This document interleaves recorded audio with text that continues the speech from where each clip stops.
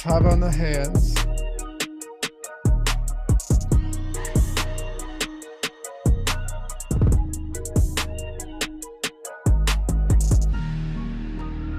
Yeah, what's going on, everybody? Welcome to the Stochastic.com NBA Deeper Dive, presented by No House Advantage. I'm Dave Loughran at Lafayette_D, joined by Adam Scherer at Ship My Money DFS. 10-game action to close out the work week today. How you feeling, brother? Pretty good. Looking forward to another day of trying to guess what the hell NBA teams are going to do, and hopefully it goes better than it did with Indiana yesterday. Didn't go well yesterday? No, I didn't expect Chris Duarte to play more minutes than everybody on the team. I didn't expect Mathurin to play 15 minutes. I played a ton of Nembhard. It didn't go well. How many minutes did Hill end up playing? 21. Okay. As a starter. Yeah. Like I stuck with McConnell. That worked great. But I played a lot of Nembhard. That didn't work. I got off of Duarte. That didn't work. I stayed on Mathurin. That didn't work. Well, maybe something can work today. You know what isn't working? Anything for Jonathan Isaac. I mean, that poor fella. Yeah, now he's out for the rest of the year. Done for the year again. Man, can't catch a break. He's going to end up playing like 15 games in 3 years. Yeah. It kind of sucks. Like, he's talented. He's good. Would like to see him actually healthy. Yeah, you would think so, but it is what it is. Anyway, happy to have you guys with us. Hit that thumbs up if you haven't done so yet. There is something weird with the camera too. Like, I mean, in the winter, Jordan, I certainly get pale, but this has me looking like, what's that? You look whiter than I usually do. That's what I'm saying. There's something with my skin. I'm Irish, but this makes me look like I'm translucent. It makes you look like you're like sick and Irish. I know, and I feel great.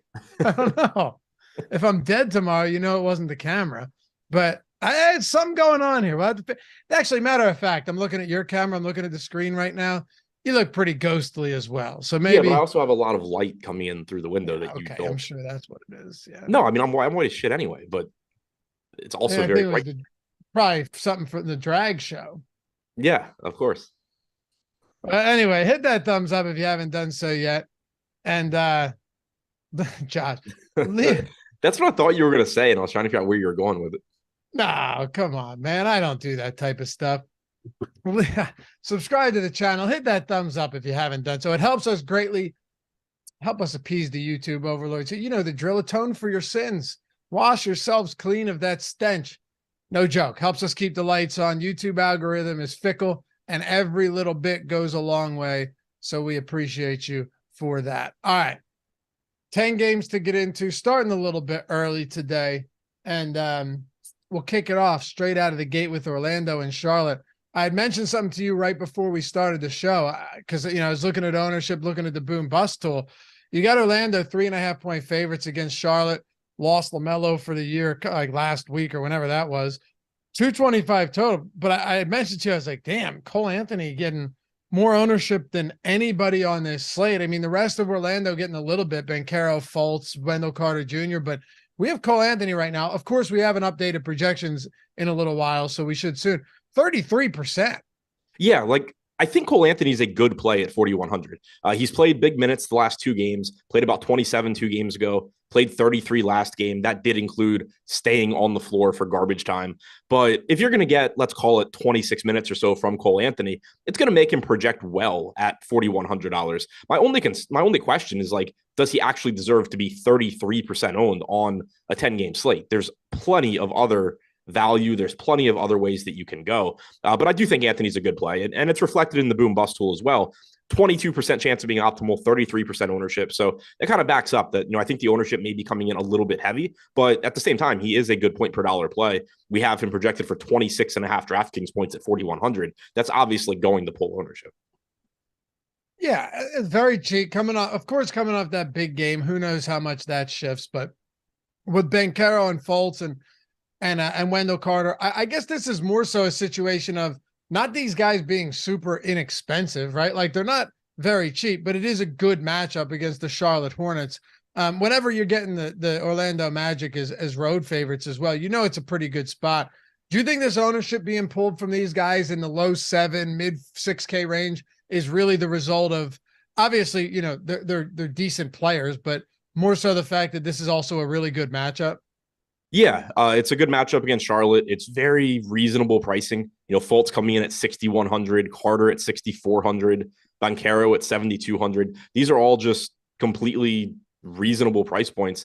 And so not one of them stands out individually. I think they're all pretty much the correct price, but they're all just good plays. They're good mid-range ways to, round out your lineups, and they give you plenty of upside. Same can be, Franz Wagner looks okay at 6K as well. Shooting guard, small forward. He's not getting any ownership, which is kind of interesting, but he has not been as good a fantasy producer as those other three either.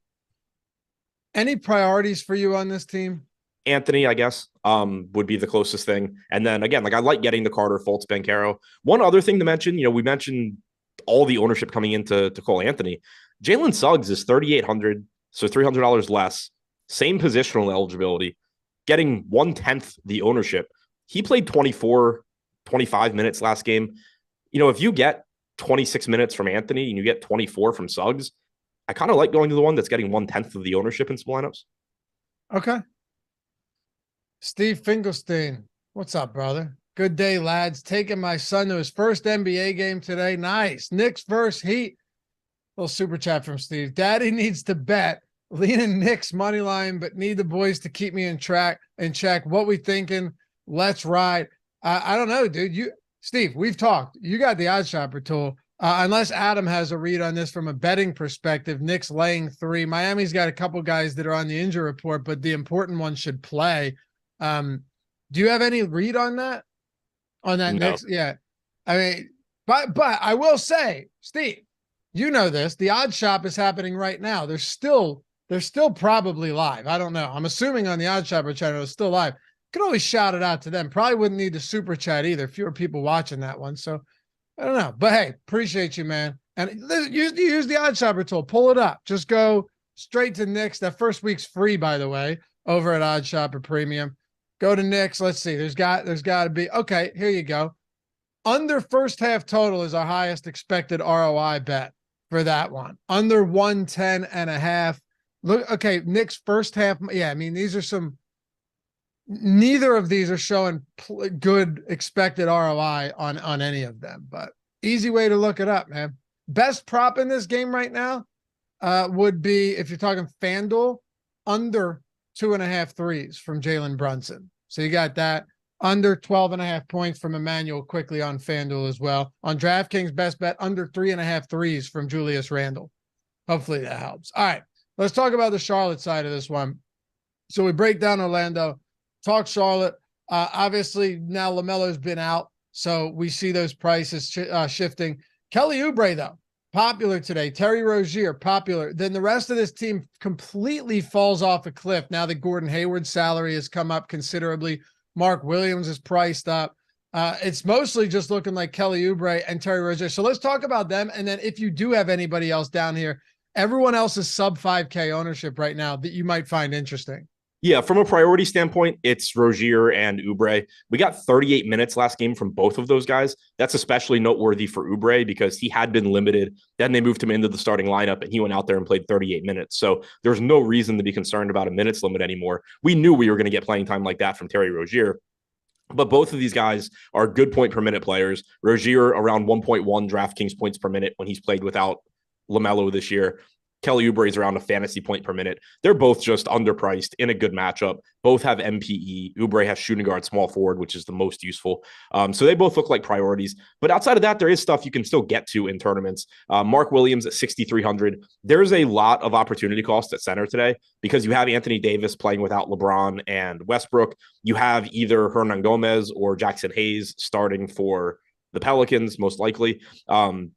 And then you have, just a strong mid-range as you normally do on a 10-game slate. But Mark Williams still at 1.15 DraftKings points per minute in the 8 games he has started this year. He's giving you 28 to 30 minutes. He's 6,300. That's a good high upside contrarian play. Same can be said for Gordon Hayward at 6,500. He's about a 0.9 fantasy point per minute guy when he's played without LaMelo this year. So he doesn't project quite as well as Kelly Oubre, but sort of similar to that Cole Anthony and Jalen Suggs spot on the other side of this game. Gordon Hayward's getting like 1/6 the ownership of Kelly Oubre. That's a spot where if you need to save ownership in a lineup, it's a pretty easy pivot to make. And Hayward's going to get there often enough that it can be worth it. Dennis Smith Jr. should give you 26 to 28 minutes at 5,100 as well. So I think Oubre and Rozier are clearly the priorities. But as far as contrarian high upside plays go, any of Williams, Hayward, or Smith are fine as well. What about Brooklyn? If we're looking at them in Boston, they're 11-point dogs in Boston. Tough, obviously very difficult matchup, 227.5 total. And if there's one guy that the tools might suggest is a decent option tonight, Cameron Johnson, small forward, power forward eligible, mid 5K price point. He's getting 10% ownership. The boom bust tool has him with a 11% optimal probability. So it doesn't look terrible, but this is still the Brooklyn Nets today on the road as double-digit dogs going up against the Celtics. Yeah, I don't think there's a lot that stands out in terms of like guys that are going under-owned or mispriced or anything. I think Cameron Johnson probably is the easiest guy to get to from Brooklyn, and that's reflected in the tools. Like you said, 10% ownership, 11% chance of being optimal. I have him around a 10% chance of being optimal. He should give you 28 to 30 minutes. He's 5,500.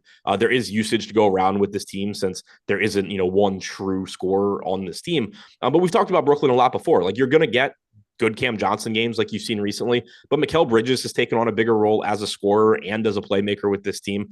He's 7,600, bad matchup, low probability play, but still a high ceiling if you want to get there as a contrarian play. It's just that with it being a 10-game slate, there's going to be a lot of guys that are 5% or less owned that have high ceilings, but Bridge is certainly one of them. So is Dinwiddie. Claxton's very comparable to Mark Williams, where he's in this low 6K range, playing 28 to 30 minutes, good point per minute guy. So there's certainly guys that you can use to round out tournament lineups, but there's not one piece that I would really be gravitating to. Cameron Johnson probably will be who I get to the most. On the other side of this one, we can jump around a little bit. We don't have to go top down from an ownership standpoint. When does Marcus Smart get to a point where you go, yeah, I might just start playing this guy and hope that he, improves? Because it's wild. 2 games before his injury that held him out for, what was it, like almost a month? 2 games before that injury, he was 6,900 on DraftKings. He's down to 5,600. He's played 34 and 36 minutes over the last 2 games, 35 minutes 4 games ago. You're not getting great rates out of him all in all, but it's on the season, 28% assist rate, 17% usage. Like, is there a salary that you'd feel comfortable with Marcus Smart, given that you're locking him in if he stays healthy and isn't in foul trouble, which he, rarely happens. You're looking at like 34 to 35, 36 minutes. Yeah, I mean, there's a salary somewhere between 3K and 5,600. He's not there yet. I'm saying he's come down 1,300 since like 7 games ago, and he was out, of course, for a lot of like. Where are you? Is Marcus Smart even at 5,600? Here's a better way to put it. Even at 5,600, is he just wildly unappealing still? He's okay in tournaments. If this were a smaller slate, I'd be a lot more interested. In the games that he's played this year with Jaylen Brown and Jason Tatum active, he's averaged 0.84 DraftKings points per minute in about 33 minutes per game. We have him projected for 3% ownership. I have him being optimal around 6% of the time. So it's just another one of these plays. There's so many on this slate where he's under-owned. He's a good way. He's a perfectly fine way to be contrarian, but he just doesn't look like wholly different than a lot of other low-owned, slightly under-owned players. It's a reasonable. It's probably a little bit too cheap of a price tag, but just doesn't stand out as a glaring error or anything. Yeah, and I'm not saying it was. It's just always interesting to look at some of these guys that are still playing big minutes, but their prices have come down significantly in such a short period of time. What about Robert Williams? I like him in tournaments. The problem you're going to run into is, again, just how many good centers there are today.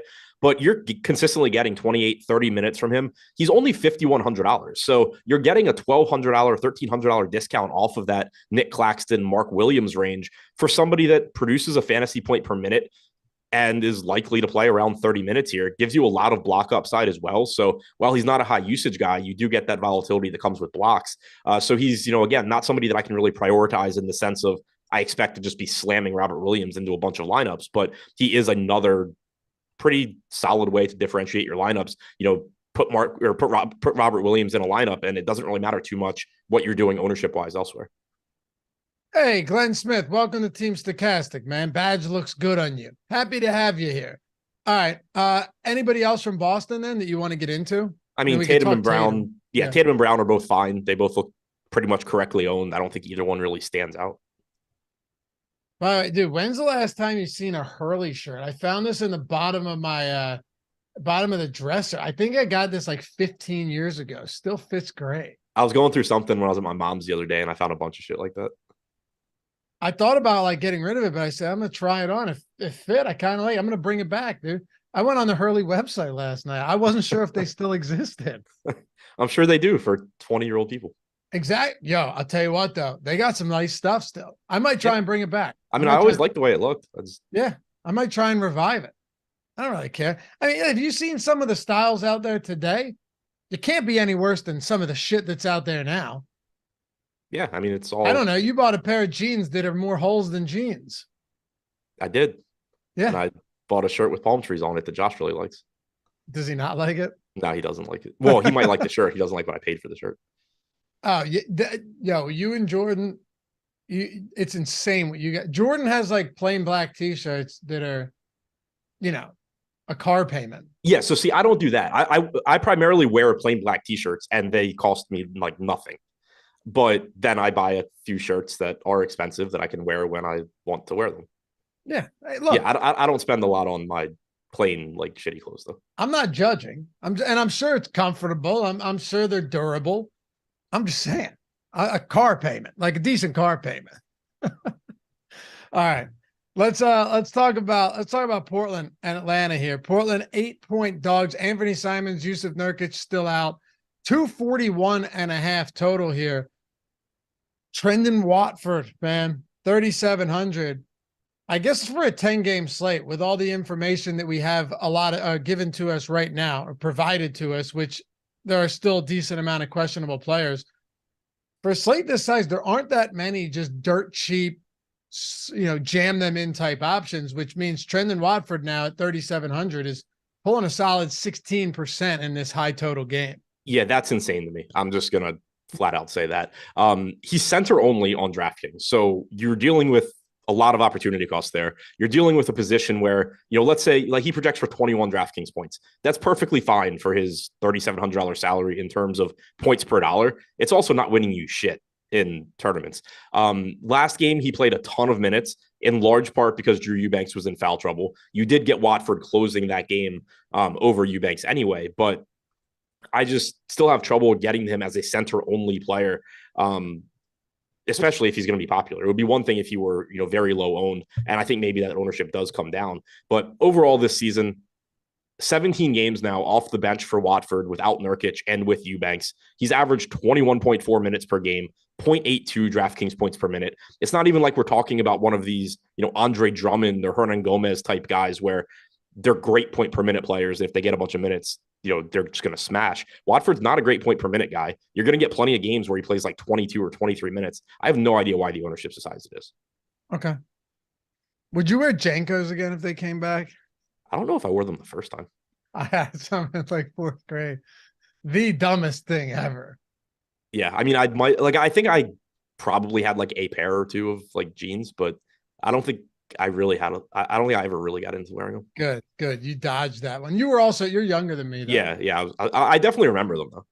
Yeah. They were around until I actually looked it up just to see. I think they just went out of they just closed up shop a year ago or something. Oh, really? I didn't know that. I just assumed that they were still around for 12-year-olds. Ridiculous. Damian Lillard, 11-6. I guess among the high priced guys today, where does he fall into line? You have Jokic against Memphis, Lillard against Atlanta, Tatum against Brooklyn. There aren't that many. Like Durant, who knows what his playing time looks like? He played 26.5 minutes in his first game back. Ja against Denver. Like you don't have Giannis, you don't have Luka, you don't have Embiid. There's not that many of the upper echelon options on this slate today. Yeah, I mean, I really like Dame here if you can find a way to get there. The issue that you're going to run into is that Anthony Davis sort of skews all of the salary here because Anthony Davis projects so well without LeBron and without, Westbrook and D'Angelo Russell and he's $1,400 less than Dame. So I think Dame is fully worth this salary playing without Anthony Simons and playing without Yusuf Nurkic. He's the entire offense and then some. You're talking about around a 40% usage rate, near 40% assist percentage, playing big minutes. he can absolutely just break the slate and be somebody you have to have. But the ownership and your ability to get to him is kept in check by Anthony Davis's presence. Like if Davis wasn't here, it would be a bigger priority to get to Dame, as is though. Still certainly looking to get there when I can. 14% ownership is fine. Jeremy Grant, somewhat interesting at 7K as well.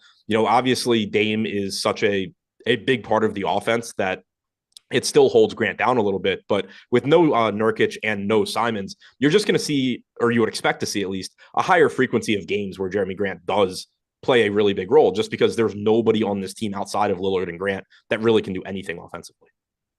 You see what Jordan said? Adam definitely owned a ton of Ed Hardy. Never had any Ed Hardy. Had a couple affliction shirts. No, just one affliction shirt, I think. Never any Ed Hardy.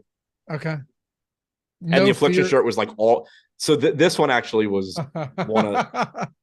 So it had a design, but it was all black. It was really comfortable, like material, but it was all black, and the design was like also black. So it was black on black, and so like unless you were like actively looking for it, it just looked like I was wearing a plain black shirt that I spent a lot of money on that I didn't have at the time. Atlanta. Actually, anybody else you want to get to? I don't think we closed out Portland yet. Anybody else for Portland? Not really. I mean, Thibault, Reddish, whatever, if you land on them a little bit. That's how I feel about Watford and Eubanks as well. Obviously, right now we have projected the field a little bit differently about Watford, but I think Thibault, Watford, Reddish, Eubanks, they're all fine, last guy in type filler. But Dame is the guy that I would really like to get to. Grant's a pretty solid play as well. Yeah, Thibault's playing a lot of minutes. It's gross, but he's playing a ton of minutes. He's coming off a huge game by his standards. It's just, I don't know. He had 4 blocks last time out. So who knows how sustainable that is. But yeah, Thibault 38 minutes last game, 36 against Houston, 4% ownership. All right. Feels gross, but he's there. Atlanta on the other side, Trae Young, he's probable. He went through shoot around, so expect him to play unless he's already been ruled in and he's off the injury report. But earlier I saw he was good. He was going to be good to go. Clint Capella, 5,600.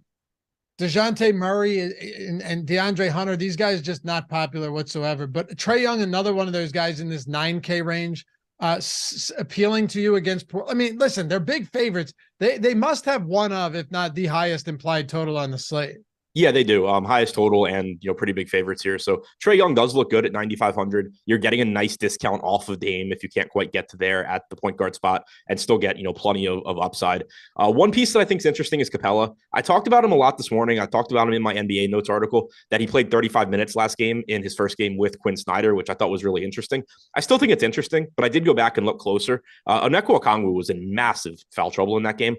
I didn't think this morning to check to see if the backup center had managed to foul at such a ridiculous rate that he lost minutes, but he did. Okongwu picked up 5 fouls in like 10 minutes. So that's why you saw an extra stint from Capella in that game. In the first half, he played around 14 to 15 minutes. So we still don't know, exactly how things are going to go. Maybe Quinn Snyder does end up playing him a little bit more than Pierce had been, but I am walking back some of the interest I had this morning now that I've figured out why he did play 35 minutes. But either way, 5,600 for probably 28, 29 minutes of Capella, maybe more, is still pretty appealing and certainly gives you a high ceiling. You want to move on? Yeah. All right, let's do it. Phoenix Suns, Chicago Bulls, 3.5 point favorites. Suns are on the road, 222.5 total. Kevin Durant made his debut. Interesting stuff there. Guy hasn't played in a while. First game for the Suns, played 27 minutes. Shot well. I mean, productive on a per minute basis, but I'm curious of your thoughts. I mean, I think I know what your answer is going to be, but I just would like, I want to know if there's any interest at all in somebody like Devin Booker at 1% ownership at the price point, just given that, this is only one game, of course, but he did a 36% usage rate in that first game with KD back. I think it's possible that we just see Chris Paul's usage dwindle considerably. DeAndre Ayton, like everybody's affected by Durant, but I don't know. Maybe Devin Booker's usage just stays very high. The problem is 9K when there's a lot of other great options in that price range is tough to get to. So my expectation is that the usage does come down from there, but I think the part that's going to be really, really difficult to quantify for a while is how much his efficiency improves with Kevin Durant. Exactly. Yeah. Because like obviously when Durant's not on the floor, if Booker's out there, he's just taking all the shots. And for while Durant's limited, there are going to be plenty of minutes where that's the case. They did pretty much stagger them last game. There were a couple minutes where neither of them were on the floor, but for the most part, if Durant wasn't out there, Booker was. So that's good for Booker. But then also when those two are on the floor and you are seeing a reduction in Booker's usage because of Durant, you're getting much better looks for Devin Booker because Kevin Durant's out there. Like we've seen with Kyrie and Luka, where, their usage comes down, but they're still good fantasy producers because they're just getting much better, much more efficient looks than they do when they're out there by themselves. So I still think Devin Booker is going to maintain a very, very high ceiling in these games with Kevin Durant. It's just that he's going to be more difficult to trust because you're certainly going to have some games where, he does somewhat disappear and, Durant takes a bigger role or Paul or Ayton take a bigger role. But at 1% ownership, I do think the ceiling is still there for Booker. It's just that, again, there are a ton of like 1 to 5% owned guys that look right. Good. Right. Yeah, it's just an interesting spot. Like you said, I mean, even if the usage does come down into like a 30% range, does the assist rate increase a little bit? Does he get better opportunities as a shooter, better looks? I think it's all entirely possible, but tough spot to get to. I mean, Phoenix in general, though, is pretty impossible to get to in their current iteration, right? Yeah, to me, Booker's the most interesting piece. Me too. Just because it's still Devin Booker. You're still getting, like if Durant plays 28 minutes, let's call it 28, you're probably getting like 18 minutes from Devin Booker where Durant's not on the floor. So you're still probably getting around half of his minutes without Kevin Durant. So you're still getting a very high ceiling from Booker. He's the guy I'd want to get to first. Paul and Ayton would be next. But to me, it's pretty clearly Booker would be the first guy, but there's nothing that's a priority either. All right, let's talk Chicago. Did you wear FUBU? No. I don't think I ever. Bufu? Did I wear what? Bufu? No. By us, fuck you. You never seen How High? That must have been before me. No, it's not real. Have you never seen the movie How High? Maybe. Really? I don't think so. Past the Dutch. Is that why no puff up? If you've never seen How High with Method Man and Redman, I'll say I don't think I used to watch that every single day. Yo, please go back and watch. It probably doesn't hold up, but as a teenager, it was the greatest movie. I was watching something the other day and I didn't get through the end of it. I was watching Dazed and Confused the other day and didn't get to the end of it. But all right, just go, please watch it. You can find it. I still have the DVD in the basement, but yeah, good stuff. Chicago. Let's talk about this one. Kind of yet another team. I pulled our boom bust tool up. No one has a boom percentage in the double digits. Nobody has ownership north of 3%. This is for the Bulls, not the Suns. And nobody has an optimal score above 3%. So pretty much like essentially, Nikola Vucevic got a little bit of positive leverage here, 3.2%. By the way, all of our tools, the link's in the description. Jordan, throw that in chat too. It's in the description. All of our, if you wanted to do monthly, weekly for any package, whether like NBA or everything, it's all 50% off for your first time. So yeah, 50% off, whatever. Check it out, right? Just go through, see what you like. If there's something I'll take 50% off that. So you hear me talking about the optimal lineups, the boom bust tool, the ownership, player projections, the lineup generator, all that good stuff. It's all 50% off if you're looking to get your foot in the door. So check that out. And there's some definite affordable options. Lineup generators, 50% off if you just wanted to do that. That's less than $4.50 a week. Actually, Adam and I were on the strategy show the other day, and a couple of people had just thrown in chat. They're like, yeah, I was down to my final $2, decided to get the lineup generator and took first place out of 7,000, and now I'm set. So listen, people have been crushing with that. You want to do that? You want to do any of the normal packages? Links are all down there. Lineup generators separate, or all of the other packages, lineup generators included. So you can do it a la carte, or you can do it with everything else. 50% off everything for the first week or month, however you want to play it. Link in the description and in chat. And if you have any questions, you can DM me at Lafy_D just from a subscription standpoint. But yeah, Chicago, anything stand out? No. The same normal shit with Chicago where DeRozan, Vooch, Levine, all good if you get there. Nothing stands out. They're correctly priced. Good ways to differentiate. That's the fun thing about 10-game slates is you can play really good players at no ownership and just, hope that one of them goes nuts, but there's nothing separating them from really anything else. Okay. Well, let's talk about the Knicks then. Steve said he's going, looking to get a little action down, taking his son to the game against Miami. 2:15 total here. Clearly a slow-paced, potentially uneventful affair. But let's get into it. New York Knicks on the road down at South Beach. I will put it as simply as possible. Is there anybody that you think you'll be considerably over the field on for the Knicks? And by considerably over the field, I mean like 5% would probably catch you there. No, I think this is the least appealing game on the slate. Game or team? Right, yeah, both teams. Okay, yeah. Randall, Brunson, Robinson, like, they have solidified roles. They're good fantasy producers. It's just that this game is likely to be played at such a slow pace, at such a low total, and there are so many other good low-owned plays. Mitchell Robinson is fine as a contrarian play, but I'll probably just go to Robert Williams instead if I'm going that route. Brunson and Randall are both correctly priced in a pretty shitty matchup. There's just so many other guys. Like, it would be one thing if, it was hard to find low-owned plays, but I can play Zach LaVine or Jalen Brunson at 1% ownership. I'm going to just play Zach LaVine, for example, and there's plenty of other examples. Okay. Well, then I guess, yeah, dude, chat flaming you for not seeing how high. That is a movie I thought you would have seen for sure. No, I'm bad about seeing the ones that came out like when I was younger. I keep forgetting. I just never went back. Went back. 4 years younger than me. 1990. 3 years young. Like, okay, were you in the Chappelle Show when it first came out? Or were you still a little young for that? No, I think, yeah. So I didn't watch it regularly, but I remember when it came out. Okay. Yeah. Cause that's those are the childhood, like early teenage days that you just had. Jordan probably has never seen the Chappelle Show. Have you seen? Okay. See what I mean though? Like, you watch it on Netflix. We didn't even have, yeah. It's crazy. Key and Peele, by the way, massively underrated, Adam. Doesn't get the respect it deserves. Yeah, I've just seen clips of it. Oh man, go watch the Sexaholic skit from Key and Peele. And even though I showed you the South Park episode the other day, and you said you didn't like South Park, so I didn't say I don't like South Park. I said you just thought you would like it more. Yeah, I don't know why I don't like South Park more than I do.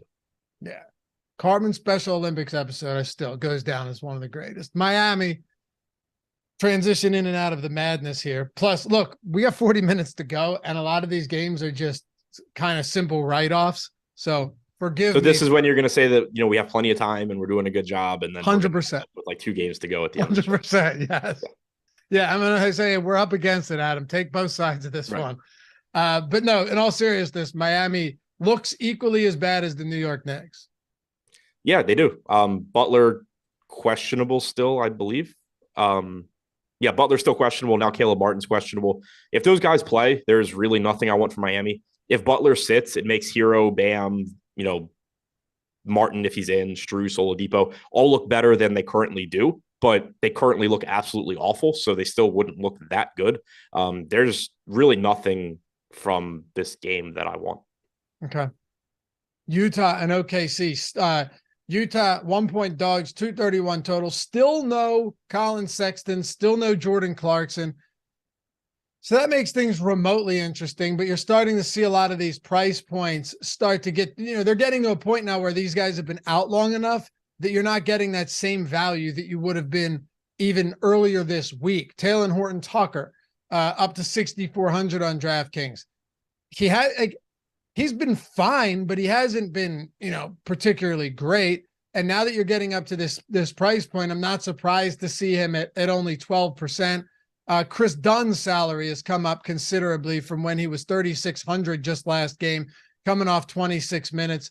And really, I guess the way to look at this one, or to ask you is, in a spot like this, do we go with the now increased prices on Dunn and Taylor Horton Tucker? Or do we just play for a big Lauri Markkanen game, or hope Kelly Olynyk starts shooting the basketball? Yes, this is another one where there's ownership coming in here to Chris Dunn in particular, and I really have no idea why.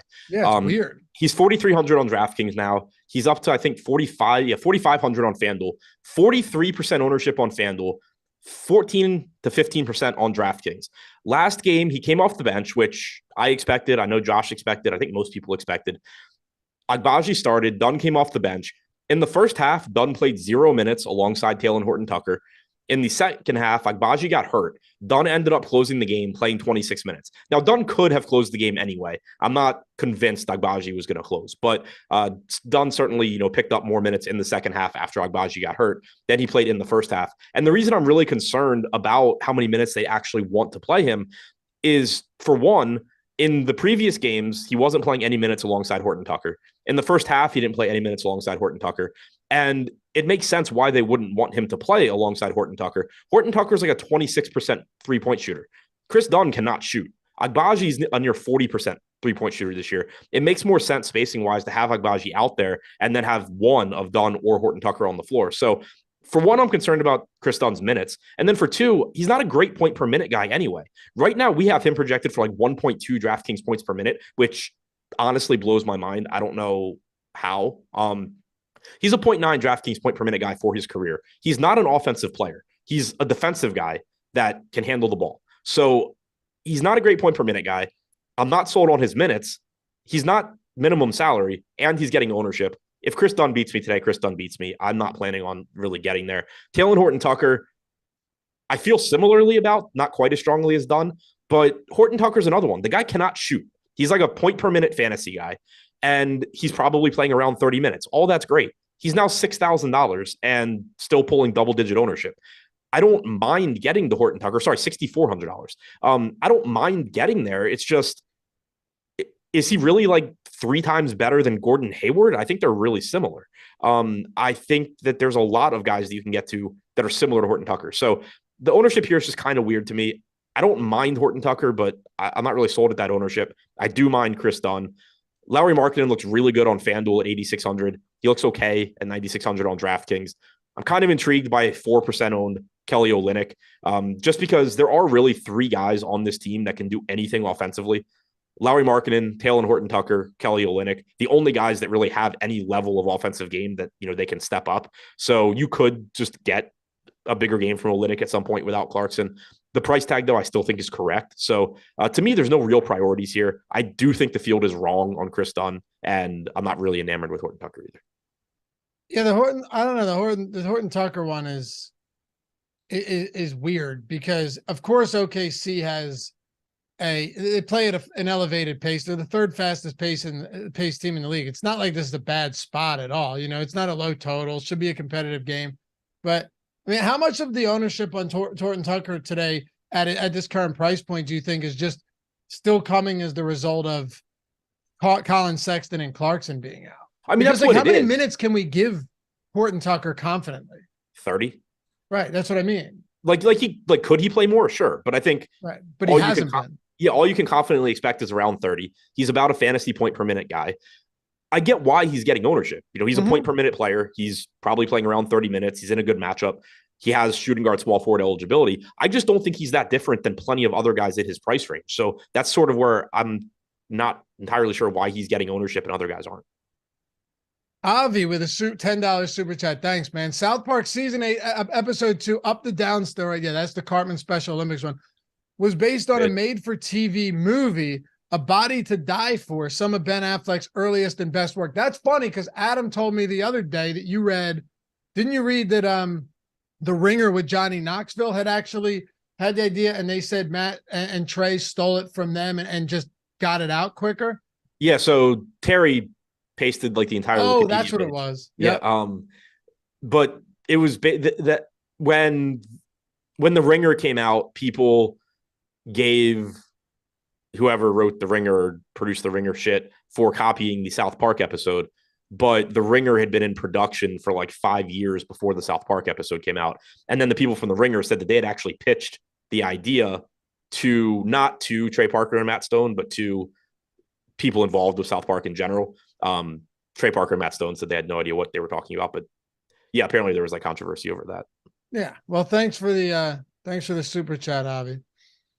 All right. Let's go to do you have anything else for Utah? No. And okay. To answer over under, no, South Park is not over my head. I just don't particularly like cartoons. Over your head. Giddy, still 20% right now. almost 21. He's played 7 games without SGA this year. He's still at a 1.25 fantasy points per minute. I know there were some ugly performances from him recently with SGA off the floor. Last game, however, looked a whole lot better. The minutes have kind of been strange. If he's not playing well, liable to get yanked. Who knows? But do you agree with the 21% on Giddey today against the Jazz? Seems a little bit high, but I think he is clearly a good play. Good matchup. You always run the risk with OKC of them doing random shit, but typically you're getting around 30 minutes from Giddey. Good point per minute guy without SGA. Price tag has come up a bit. So I think he's pretty much correctly priced, but he does still clearly have a very high ceiling at 7,900. So no problems getting there. Probably a little bit overowned, but there's no shortage of ways that you can differentiate lineups to make that not really matter. All right. What about Lou Dort here, who's coming in? What is he at right now? 11%. He's north of a fantasy point per minute in 8 games without SGA. 10% is 26% usage rate. So, I mean, that sounds about right? 11.8% ownership right now. Yeah, I think that's fine at 5,500. Price tag slowly coming up. He's an inefficient shooter, but he does see increased usage without Gilgeous-Alexander. He's somebody that, if you can count on anybody's minutes for OKC, he's one of the few guys that you can. Typically he's going to get around 30. Again, he's 2 games removed from playing 22, but typically he's going to play around 30. I think the ownership on him makes sense. It's not a spot that I love, but I think that he's reasonably priced. What else do you want to get to from this OKC team today? Jalen Williams, the wing at 6,800, getting no ownership. The price tag has elevated pretty quickly, but he has actually been very good without SGA. 8 games without him and with Giddey, he's at about 1.2 DraftKings points per minute, 24% usage rate, and about a 24% assist percentage. I do think that there's still some upside for him here at 6,800, but certainly riskier at 6,800 than he was not very long ago when he was, like $1,000 less. Other than that, so those are the 3 guys that you can typically count on minutes: Giddey, Dort, and Jalen Williams without the Y. But there's still pieces in large field tournaments that I think you can look to for value, just because OKC's rotation is so ridiculously inconsistent. They also don't have Kenrich Williams. As of the most recent injury report, we're about to get another one in a couple of minutes, but as of the most recent injury report, Lindy Waters is not with the team and Ousmane Dieng is not with the team. So it does thin the rotation at least a little bit. You have a $3,800 Jalen Williams pulling no ownership. If people are going to play Trendon Watford 16% of the time, I would much rather be playing Jalen Williams at 1% ownership. To me, they are pretty similar plays, and if I had to play one, I'd play Jalen Williams. Aaron Wiggins at 3,400, not an exciting play, but he's really cheap, and sometimes he runs into a bunch of minutes. Isaiah Joe moved back to the bench last game, but still managed to play 28.5 minutes. Shooting guard, small forward, 4,500, pulling 9% ownership. I think that's fine. Šarić is 3,900, played 15 minutes last game after playing a bunch of the game before. Who the hell knows? But if he plays a lot, he's too cheap. If he plays 15, he's too expensive. Nobody's going to know how that rotation goes until after the game. So it kind of just creates a situation where, if you're playing a lot of lineups and you want to mix him in, fine. If you're playing single entry or 3 max, I have no intention of getting Dario Šarić in those. Yo, how about this? No house advantage. They got the free square this week, Adam. And guess what? It's John Jones. You excited for some UFC? Yeah, I'm looking forward to tomorrow. I was kind of disappointed because Chris Rock's filming a live Netflix special in Baltimore tomorrow night. And so when I had seen that, I wanted to go. And then I found out the John Jones fight was tomorrow night. And I'm like, okay, well, I'm not going. I mean, you could do both because by the time the special's done, you could just go watch the main event. Yeah, but I want to see the card in general too. Yeah, that's true. It's going to be sick though. I'm looking forward to it. The problem is I was getting my haircut yesterday. I'm at the barber. He's like, you watch UFC? I was like, I used to all the time until I had a kid. And now you do that, you're up till 1 a.m. watching these fights. It's tougher than it used to be. But yeah, this one I'm going to make an exception for. No house advantage right now. Free square, over half a significant strike landed. Jones lands what on average, I think 4.3 significant strikes per minute. So the hope is, something horrible doesn't go wrong in the first couple seconds of this. This is as free a square as it gets. So that means if you're playing versus the house, we did this, actually Josh and I had a show and we had talked about the free square last time they did it. I think it was last week. It was John Morant over half a point. So Josh put out a 4-prop card. I put out a different 4-prop card. Both of them hit. Both of them 11x, and then you're just riding that bankroll for a long time, because while it was 4 of them, it was really only 3. You hit over on Ja in the first couple minutes or whatever it is, and then you're smooth sailing. You just got to hit the other 3. Lock this one in. If you haven't signed up there, first of all, $100 first match deposit bonus. I'm gonna explain to you why playing a no house advantage makes more sense than probably anywhere else right now. 100% deposit bonus up to $100. So if you deposit 100, your account balance is going to show 200. If you deposit 50, it's going to show 100. Even 10. Let's say you have 10. That's fine too. It's going to say 20. All right. 100% up to $100. Boom. Number 2, all the tools that we have are free for no house advantage. Whether you're playing the pick'em against the field, where the props are static and don't change, and you're just picking your favorite ones, putting them in a contest like you would for DFS, or you're playing against the house. You're trying to 21x your entry, trying to 11x with a four prop card. All of our projections are free. So you go over to Stochastic NBA dropdown, you scroll down, and by the way, you're not playing against the field on versus the house. So it's not like, oh, everyone's using these same projections. What's the advantage? It's not like that. You're not duping with anybody. So you go over there, NBA dropdown, free tools, NHA projections, you're in. They're free.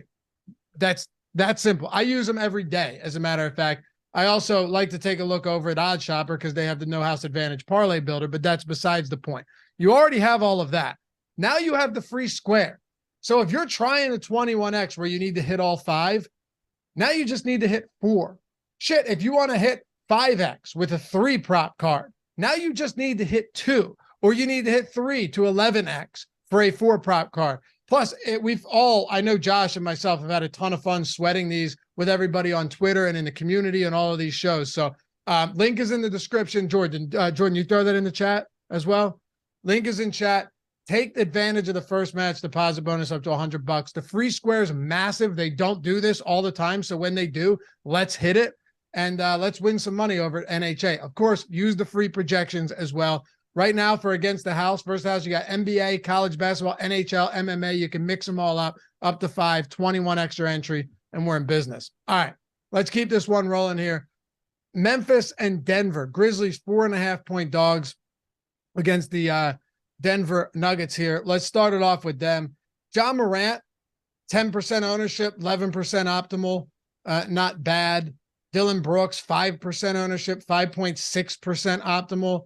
Is this mostly just a Ja Morant team today for the Grizzlies? Yeah, that's how I see it. Morant at 10-3, and even that's kind of difficult to get to because he's $100 more expensive than Anthony Davis, who looks better, and then he's $1,300 less than Dame. And obviously that's not nothing, but in a lot of lineups, you're going to be able to get to Dame, who also looks better. But Morant, certainly looks good. The biggest problem with him is just always that even in competitive games, typically you're getting like 33, 34 minutes, whereas other guys in this price range in competitive games give you 37, 38. So it makes it tough to, especially on larger slates, really prioritize Morant when he's at this price point. But that's not to say he doesn't have a huge ceiling. He gave you 70 plus fantasy points 2 games ago, certainly capable of doing that. So I think he's fine, but more of a secondary option for me. After that, though, there's not really much that's easy to get to. You know that Jaren Jackson and Desmond Bane both give you high ceilings, but they're also pretty much priced for those. Dillon Brooks, when all of Morant, Bane, and Jackson are in, doesn't really shoot all that much. He should be out there for 30 plus minutes at 4,200, which does carry some appeal, but you're not talking about the same, 25% usage Dillon Brooks. Hope he makes shots because he's going to take them. He's not really going to take that many shots here. Justin George with a super chat. I used the free NHL tools a couple nights ago and won 380. Free tools for NHA are the best. I know. I used them to put one together the other day, and we 11x'd. Dude, oh my God, I used them the other three nights after that, 4 of 5 on all of them. And it was just brutal losses. But 4 of 5, dude, when you're hitting 4 of 5 like that consistently, you need just 1 5 of 5 to 21x, and you're clearing all of those losses and you're way in the profit. But congrats, man. That's awesome. Love to hear that the tools helped, and I appreciate the super chat. All right, Denver on the other side of this one.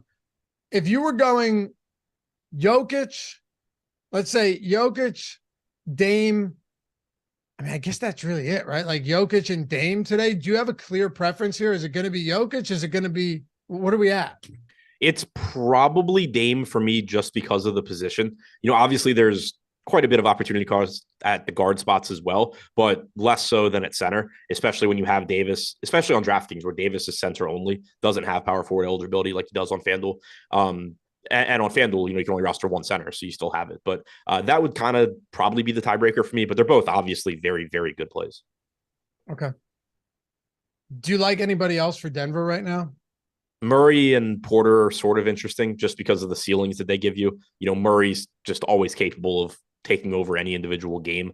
And at 7,800, giving you plenty of upside. Porter's down to 5,500, which is fine because he's the third or fourth option offensively. But when he gets hot from three or, runs into a few extra rebounds, he is at a price point where he can pay that off. But they're kind of similar to me to like Desmond Bane and Jaren Jackson, where they're probably a little bit easier to get to than those guys are, but they're similar in that they're just more like secondary, tournament flyer type plays.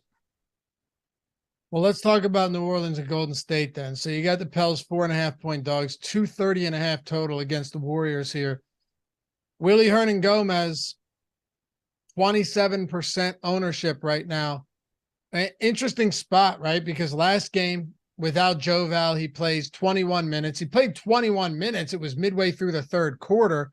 And then the closing lineup, dude, for like the last, I guess you know where I'm going with this already. I saw you nod your head. Like the last 9 minutes was McCollum, Ingram, Herb Jones, Trey Murphy, and Najee Marshall. Najee Marshall and Trey Murphy played like 17 straight minutes each to close out the game. And Willie Hernangomez never came back. Like it wasn't Jackson Hayes getting additional run or anybody else. It was smaller guys. Yeah, and I think there's a good chance you get something similar here. Now, you don't have Josh Richardson today. He wasn't in that closing lineup, but he certainly would be a candidate when they close small to be out there. So they are short him. But I think there's a good chance that you get that lineup again. There's a good chance that Golden State closes, or a decent chance Golden State closes without Looney, and that you get the Pels closing small again. It's a kind of tricky spot because Hernangomez at 4,300, assuming that he starts, he's such a good point per minute guy that he projects well, even if you give him like 20 to 22 minutes. Jackson Hayes has power forward eligibility at 3,800. If he were to start, he would look like a good value. If he comes off the bench, he certainly can still get there. We saw him put up like 32 DraftKings points in 16 minutes last game. Clearly, you're not expecting that, but he's cheap enough that there is some tournament appeal there.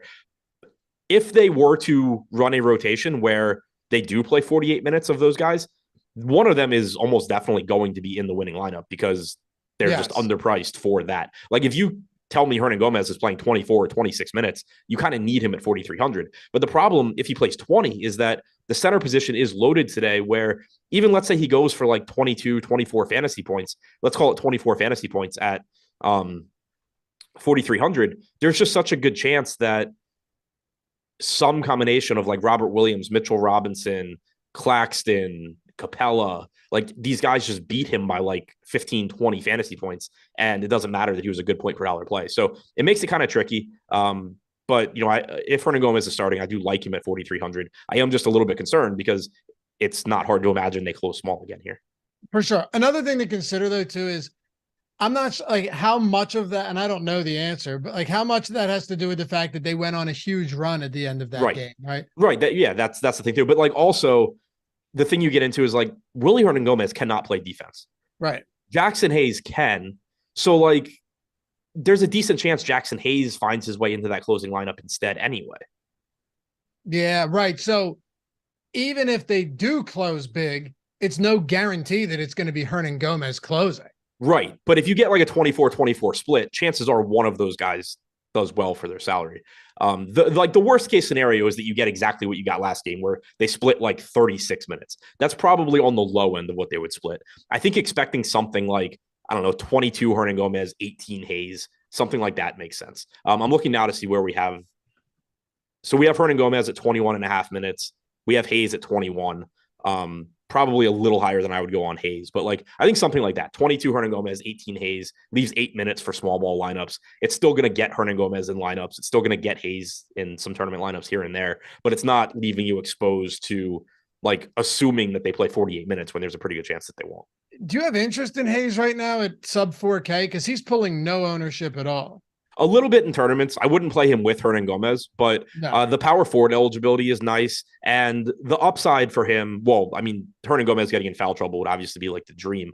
But assuming Hayes comes off the bench again, the upside scenario is that they do go with him as the closing center because he's better defensively. If they're playing from ahead, that would make more sense than going with Hernan Gomez. So that would be, the best scenario is like you get 20 to 22 minutes from Hernan Gomez, but then you actually get like 24 from Hayes. He's playable, but I don't have a lot of confidence in him. I wouldn't have any problem playing them together if I knew that they were going to combine for 48 minutes, but I still would.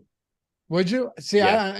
I think you could see a 24-24 there if that was the case. I think you could, but on a 10-game slate, if you get 24 minutes from both, I doubt that they both give you a score that you really want. Well, yeah, the problem is Hernan Gomez in 24 minutes could go for 70. So that is true. I don't know. He's an odd one. What do you want to do with Ingram and Jones and Murphy and everybody else? Because we talked about the center rotation, but shit, man, if they do close small again, then you're looking at extended run for some of these bench guys. Yeah, I like a lot of this team. Brandon Ingram's up to 8,600, but he also played 38 minutes last game. We saw a nice bump in playing time from him. There's plenty of usage available with no Valanciunas and no Zion. Ingram's played 329 minutes without either of them on the floor this year. He has a 35.7% usage rate and a 29.5% assist percentage. Granted, CJ McCollum wasn't out there for all of those minutes, I assume, but certainly going to be running the offense through Ingram. McCollum has a 31.9% usage rate, 28% assist percentage. He's got a very high ceiling here as well, pulling 12% ownership. And then the wings are just cheap. Najee Marshall, 3,400, played 27 minutes last game.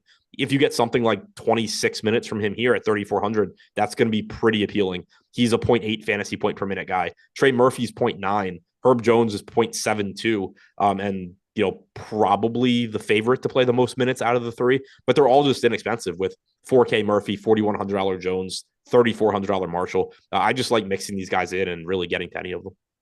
Yeah, it makes sense. Are you cool with what 3 Pels max are you feeling in lineups today? That's typically what I would end up with just because it's a 10-game slate. Yeah. Golden State Warriors, still no Steph. Do we have any word on Wiggins yet? He is out.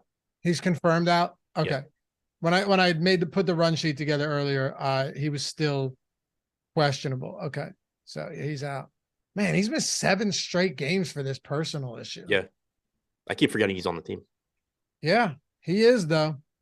Dante DiVincenzo and then everybody else at this rate. I mean, even looking at the boom bust tool, again, 50% off everything. Links down below if you guys are looking to get in on that. Whatever subscription you're looking for. But yeah, nobody profiles as just like a great player. The only one that has any significant positive leverage at all, and I'm talking 2%, is Jordan Poole right now, and he's at 8,500. Yeah, like the ceiling is there for Jordan Poole. Obviously he's an expensive Dylan Brooks in that he's just going to take a bunch of shots and probably miss them because the guy is an incredibly inefficient shooter. But in those games where they fall, you can just kind of run into, Jordan Poole being a really good play. The problem was just that he's all the way up to $8,500. So it's not like you're talking about a 7K guy where it's like, oh, if he gets 50 points, like you have to have him. At 8,500, if you were to just, have a really good offensive game, grab like 50 DraftKings points, clearly you're happy with that if you played him. But it's not like that's a lock to be something you have to have. There's probably on a 10-game slate going to be other guys that do that anyway. So tough to really want to get to him. Clay, shooting guard, small forward, coming off of a ridiculously good rebounding game, but he's also 8,300, so it's tough to really prioritize that. Kevon Looney's another 5K center that has a path to success.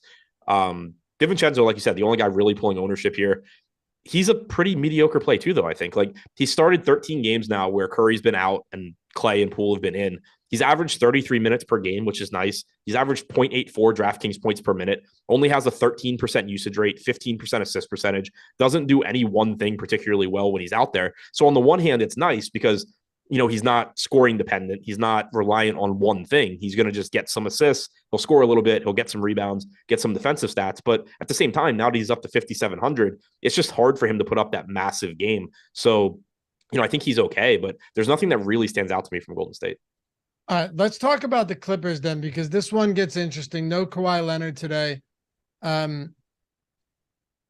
Obviously, there's still some pending news here that could influence this slate. It's a 10 p.m. game, so who knows when we're going to get that. Live before lock with Greg and Neil coming up next. Maybe we'll be fortunate enough to get some information, specifically this Zubats one. But I only mention that because Kawhi is out, Norman Powell is out, Marcus Morris is out. So all three of those guys have already been ruled out for this game.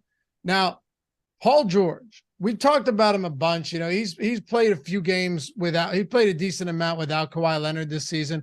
A lot of those, he's been a little bit more expensive than this. Number one, I guess out of the gate, how many minutes are you projecting George for today? 34. 34? Okay. Ish. So we have him at 13% ownership right now. 1.29 DraftKings points per minute in 16 games without Kawhi this year. But I mean, almost a 30%, 28% usage rate, or sorry, assist rate, 34% usage rate. Those numbers do look good. He's 8,300 facing a fast-paced Sacramento team that gets locked into shootouts constantly. How much Paul George do you think you're going to have tonight? I like George quite a bit. Clearly you have to discount the rates a little bit since you have Russell Westbrook and Westbrook wasn't there. The best proxy I could think of was to put John Wall on the floor and take Kawhi off. In 180 minutes of that, George still has a 31.8% usage rate. Like, he's clearly going to have the offense run through him. It's just, he's not out there completely by himself. But an assist rate might come down as well, just given that they had no facilitators before Westbrook. Yeah, in the minutes he played with John Wall, 17.9%. What did you say it was overall without Kawhi? 27.9. The biggest hit's definitely coming from assist rate. Yeah. Right. But yeah, like 1.2 DraftKings points per minute in those minutes where Wall was out there. Wall without Kawhi has a 28% usage rate, 40% assist percentage. So I don't think it's a bad proxy for Russell Westbrook, as far as trying to get a gauge. And it makes George still look very good. The price tag's nice at 8,300, shooting guard, small forward eligible, and not really that popular. So I do like getting the Paul George quite a bit. Yeah, me too. Me too. I think it's a pretty interesting spot. Like you said, though, good point on Russell Westbrook. I guess once you get past that, though, minimum salary Bones Highland is getting 21%. We just updated our ownership projections 13 minutes ago. Nicholas Batum at almost minimum salary is getting ownership. No Marcus Morris today. No Norman Powell. I mean, these aren't guys you're ever excited about, but they are missing, three pieces of the rotation that play considerable minutes. Yeah, this Bones Highland thing scares the hell out of me because I feel like I'm going to be wrong, and either way, it's going to really hurt. At 3K, if Bones Highland just plays like 20 minutes or something, he's a really good play. But I'm not convinced that he will, because this team still has plenty of bodies, plenty of guys that can handle the ball. Paul George can handle the ball. Russell Westbrook clearly is going to handle the ball a lot. You have Terrence Mann. You have Eric Gordon that can handle the ball. They don't need Bones Highland to be the backup point guard here. And so he could be, but he also could just still be on the end of the bench. So I'm a little concerned, especially because he is getting ownership. But at the same time, if I just don't play him and he goes out there and plays a bunch of minutes, I'm absolutely screwed. But so that one's kind of interesting to me. I don't totally trust Highland. I think it's likely he plays like 14 to 16 minutes, which to me doesn't justify 21% ownership. Nick Batum at 3,200. I feel a bit better about his playing time just because we know that he is actually in the rotation firmly. Not a great point per minute guy, but good enough at 3,200, likely to play upper 20s in minutes, projects for, low 20s in terms of fantasy points. So no real problem getting to him. Like George, like we said, I like $7,100 Westbrook, just should get more shots up without Kawhi.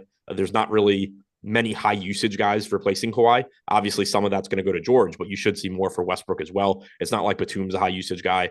Gordon probably sees an uptick in usage.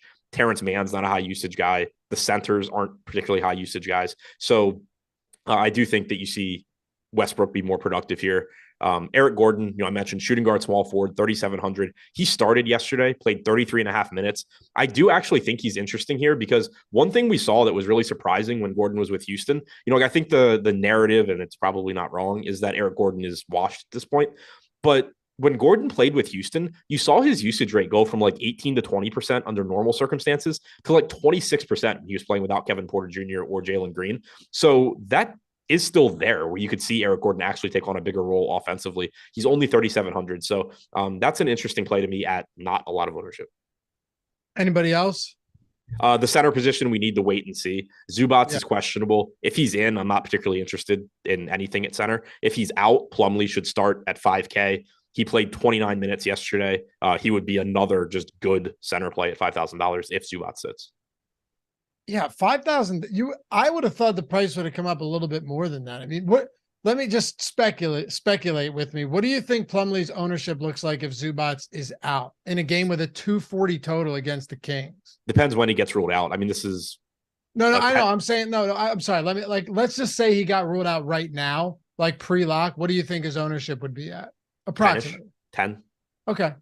So nothing crazy, big slate, lots of center options. Yeah, I mean, the reason that I say only 10 is like he's coming off that big game yesterday, but he's also played games without Zubats where Nick Batum starts the second half in his place. Granted, They are more shorthanded here than they were. You've gotten a game where he only played like 24 minutes. Marcus Morris being out and Zubats being out certainly makes Plumlee look better. But you also have at that price range, you have Looney, you have Robert Williams, you have Mitchell Robinson, you have Claxton and Mark Williams that are a little bit more. You have Hernan Gomez that's less. There's just so many centers that I would expect it's like 10 to 15% if Zubats got ruled out right now. I think it makes sense. Yeah. 1.14 DraftKings points per minute on the season. If he got you the 29, if you told me he was playing 30 minutes today, that'd be a whole lot different than, the 25, 26 that he could potentially get to. But okay, let's talk about the Kings. I don't think this will take all that long here because De'Aaron Fox is going to play today. He was questionable leading up to this. That pretty much puts most of Sacramento in just like sprinkle in territory, right? Yeah, I don't think they were going to be that appealing if Fox were out, but with Fox in, it certainly doesn't help anything. Fox himself at 9,100, perfectly fine. Keegan Murray's been playing a ton. He's 4,500. Harrison Barnes is 4,600. Low owned. You can, get to them as lineup filler, but there's nothing that stands out. Domantas Sabonis obviously is good. Very, very high ceiling. I don't really know how you click Domantas Sabonis over Anthony Davis, unless it's just saying like, I'm playing a massive field tournament and hope to run really good here. But that's the biggest issue for Sabonis is he's $100 less than Davis. You hit that thumbs up yet? Me? Yeah, you hit that thumbs up yet? Yep. You've gotten good at this. Jordan, you hit the thumbs up yet? No? Okay. Well, we got 5 minutes or so to go here. We got almost 2,500 people watching. People need to atone for those sins and make right. We need, okay, there we go. See, it's coming in. We're getting to 500. I was a little hesitant at first. I think we get there. Among the 2,500, I know there are some of you out there that are willing to help us get there. So just take a second. If you hate the show, hit the thumbs down. Make sure to hit it twice. But if you like this and enjoy it, just 1 second. Thumbs up. Go back to what you were doing. Doesn't matter. But appreciate you. We're at 400 already. 416. All right, we're getting there. Appreciate it. I don't even have to ask again. Don't even have to ask again. All right. Let's talk Minnesota and the LA Lakers, and we'll wrap this one up. Thank you guys, though. Minnesota on the road, 1-point favorites, 227.5 total. How about old Naz Reid at 4,300, pulling 9% today? Highest owned Timberwolf that we have in this game right now. Yeah, add this to the list of things that I have no idea what. Confusing, yes, confusing. Yeah, I mean, he's 4,300, power forward eligible. He's probably playing around 18 minutes. If Gobert gets in foul trouble, he looks better. Yeah, I don't totally get it. Like, I'm not denying that there's a ceiling there. But like last game, he played 18.8 minutes. Gobert played 29.2. They didn't play alongside each other at all. Unless we just think Gobert is not playing more than 30 minutes or like 29 or 30 minutes. I don't know how Naz Reid is actually a good play. Yo, Chris Williams just called someone a Muppet. You got to be happy with that, right? Yeah. Adam, I say all the time, it's just we always talk about insults that aren't used enough. That is one of them. Dope is another one too. Yep. What was the one you do? I don't even know. What was the one you said? I don't think I can repeat it. But you said you wish it was used more. Wait, so I used Gump the other day, which I like and hadn't used in a long time. That wasn't it. But there was one that I told you that I am not saying on the show. Not the one from Shameless. Yeah, the one from Shameless. Okay. All right. I can't. All right. Nas Reed not popping up. Yeah, but yeah, calling someone a Muppet and a dope too. Dope. And he's Howard asking if you're Philly, Philly radio. He would call people a dope, and nothing pisses people off more than that. Like other than calling like a grown man. What was the sport? That's sport. Well, I told you what gets me with insults. By the way, 3 minutes left in the show. So hold on. We're great on time. I know. We're killing it. Yeah, I know. No, I told you what gets me with like dope and stuff like that is like it's such a childish insult that you just feel like incapable of responding back to it. Yes, exactly. It handcuffs you. Like you can't. You're mentally handcuffed. You can't say anything. It's the best. Yeah, what a dope.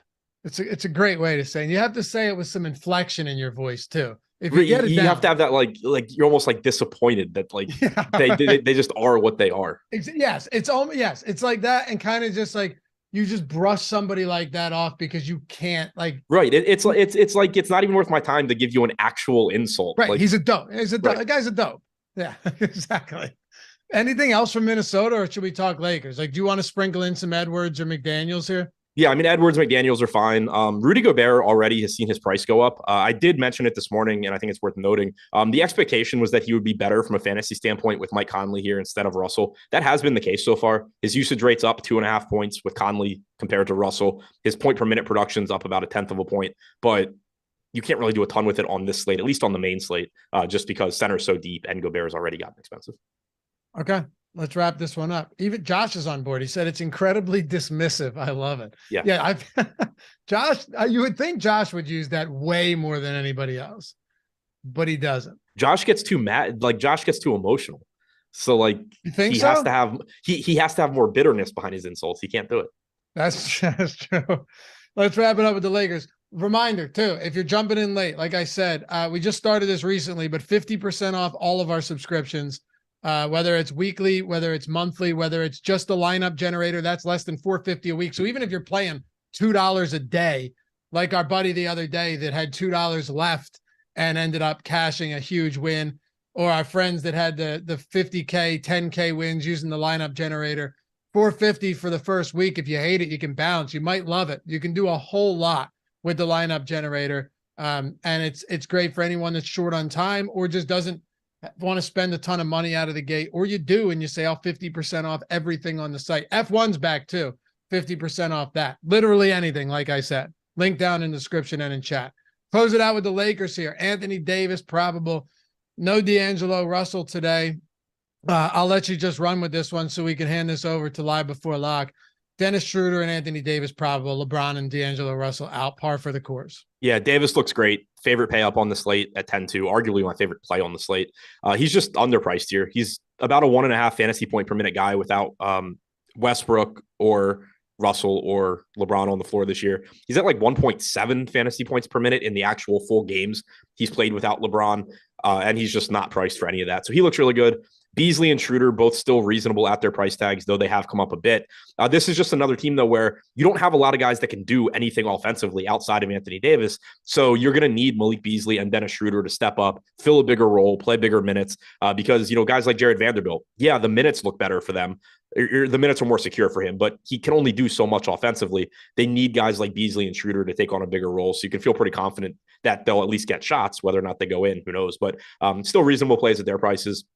Those are the only three getting ownership. The rest of the team kind of falls into that like OKC territory where they're cheap and could have good games. It's kind of interesting that Vanderbilt's getting no ownership at all after being super popular. I didn't think he was that good of a chalk play when he was popular. Now I think he's actually pretty solid contrarian play just because he's still going to get the minutes. You're just, hoping he gets some offensive rebounds, some putbacks. At 5,600 and no ownership, I think that's an interesting tournament pivot. But guys like Austin Reeves at 4,100, he can do a little bit more offensively. He's like a 17.5% usage rate, 17.5% assist percentage guy without the main pieces on the floor. Rui, who knows how many minutes he's going to play, but he's at least capable of scoring at 4,200. But I think the main priorities here, Davis clearly number one, and then Beasley and Schroeder. I'd say we did pretty well, huh? Yeah, I did great. You were fine. Not bad. I don't know. I'd say this fella steers the ship pretty well. Not a lot of dopes in here either. 570 likes. Appreciate One you. just went to timeout. What's that? I said one just went in timeout. Yeah, a couple dopes. We have a very limited amount of dopes in here. We got the best chat out there. I say it all the time, and I mean that. Jordan Klein, appreciate you producing this one. Follow Adam at Ship My Money DFS. Me at Lafayette _D, LOUGHY_D. Throwing a no house advantage prop card out there with the free square from John Jones. Sign up down there. Get on there. Get your deposit bonus. Hit it up on Twitter, and let's sweat these together. Greg and Neil coming up next. Good luck tonight, guys. Have a great weekend. Peace.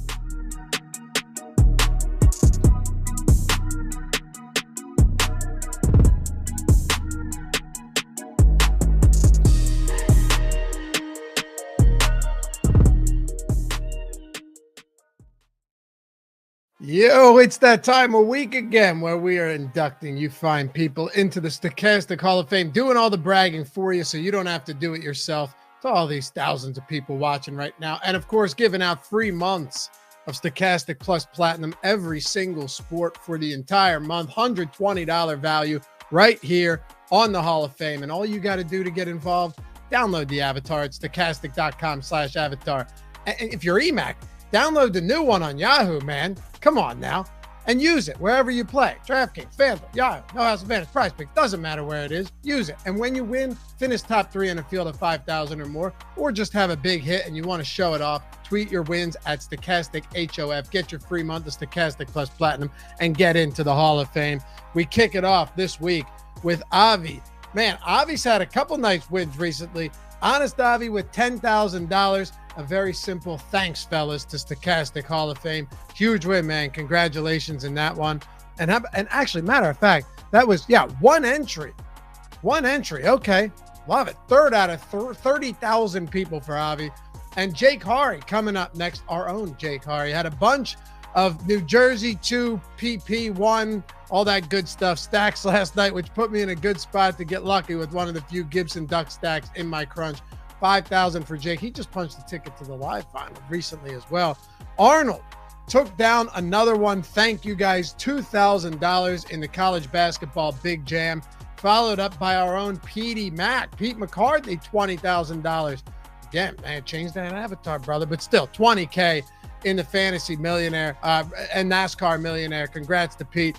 And EMAC, $4,000. Come on, EMAC. Celebration begins in the wee hours of the morning. That daily NBA DFS building blocks article is still somehow free. Yes, his article, a popular one, free every day at stochastic.com. Seems like a must read, he said. A little self-promotion from EMAC, but I appreciate it. And Professor, nice little afternoon pump using the Stochastic NBA brains.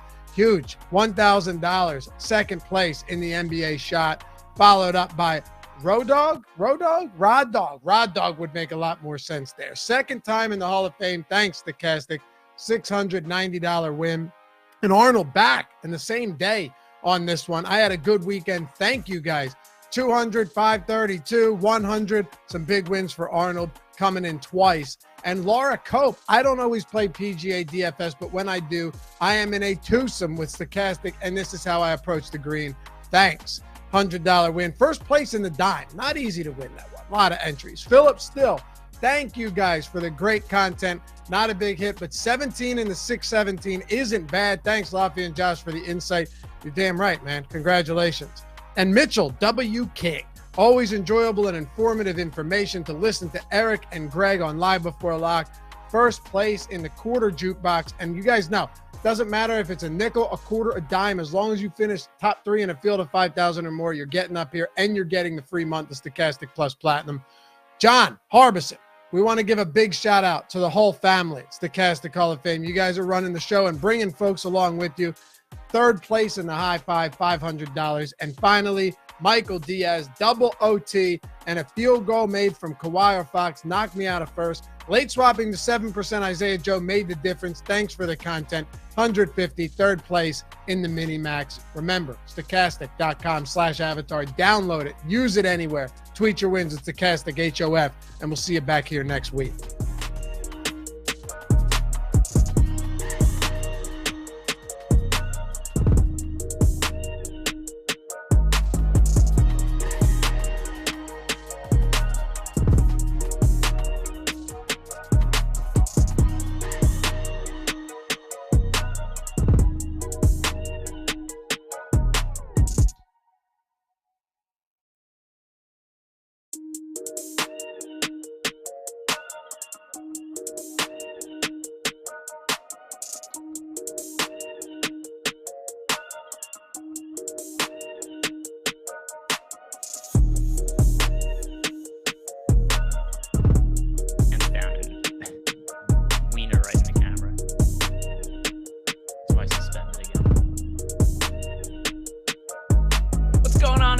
welcome to the Stochastic NBA Live Before Lock show. And I like Jordan before the show starts. He accidentally cuts to me on camera, and now he's like, "Oh, let's do it again," as if it's something like intentional, some sort of brilliant thing that he's doing over there.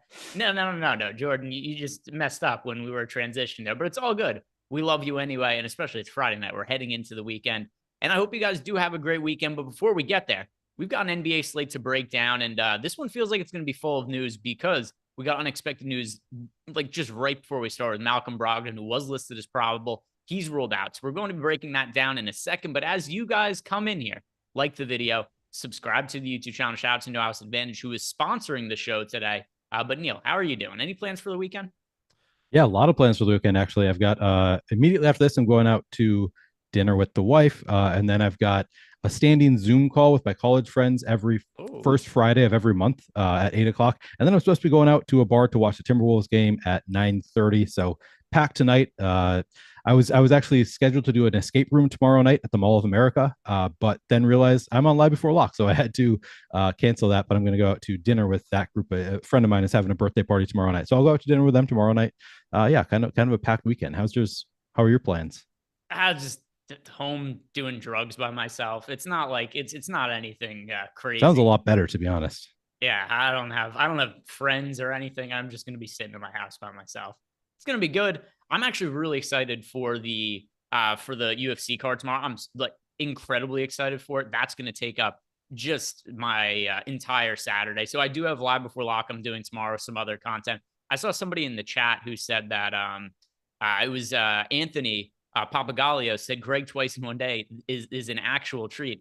If you've followed all my content today, this is my 5th piece of content today. So you got more than that. And then there's other people who are also on meetings with me today. So it's been a busy day. This is about as tired as I've ever been to do a Live Before Lock, if I'm being totally honest, but it's cool. We power through. Looking forward to the slate, and I will be going to sleep as soon as the final game of the slate locks. But we've got some news to hit on right away because Malcolm Brogdon really ruled out of nowhere. He was listed as probable for today's game against the Nets. There was no expectation that he wasn't going to play. This was a team that I really had no interest in targeting at all today.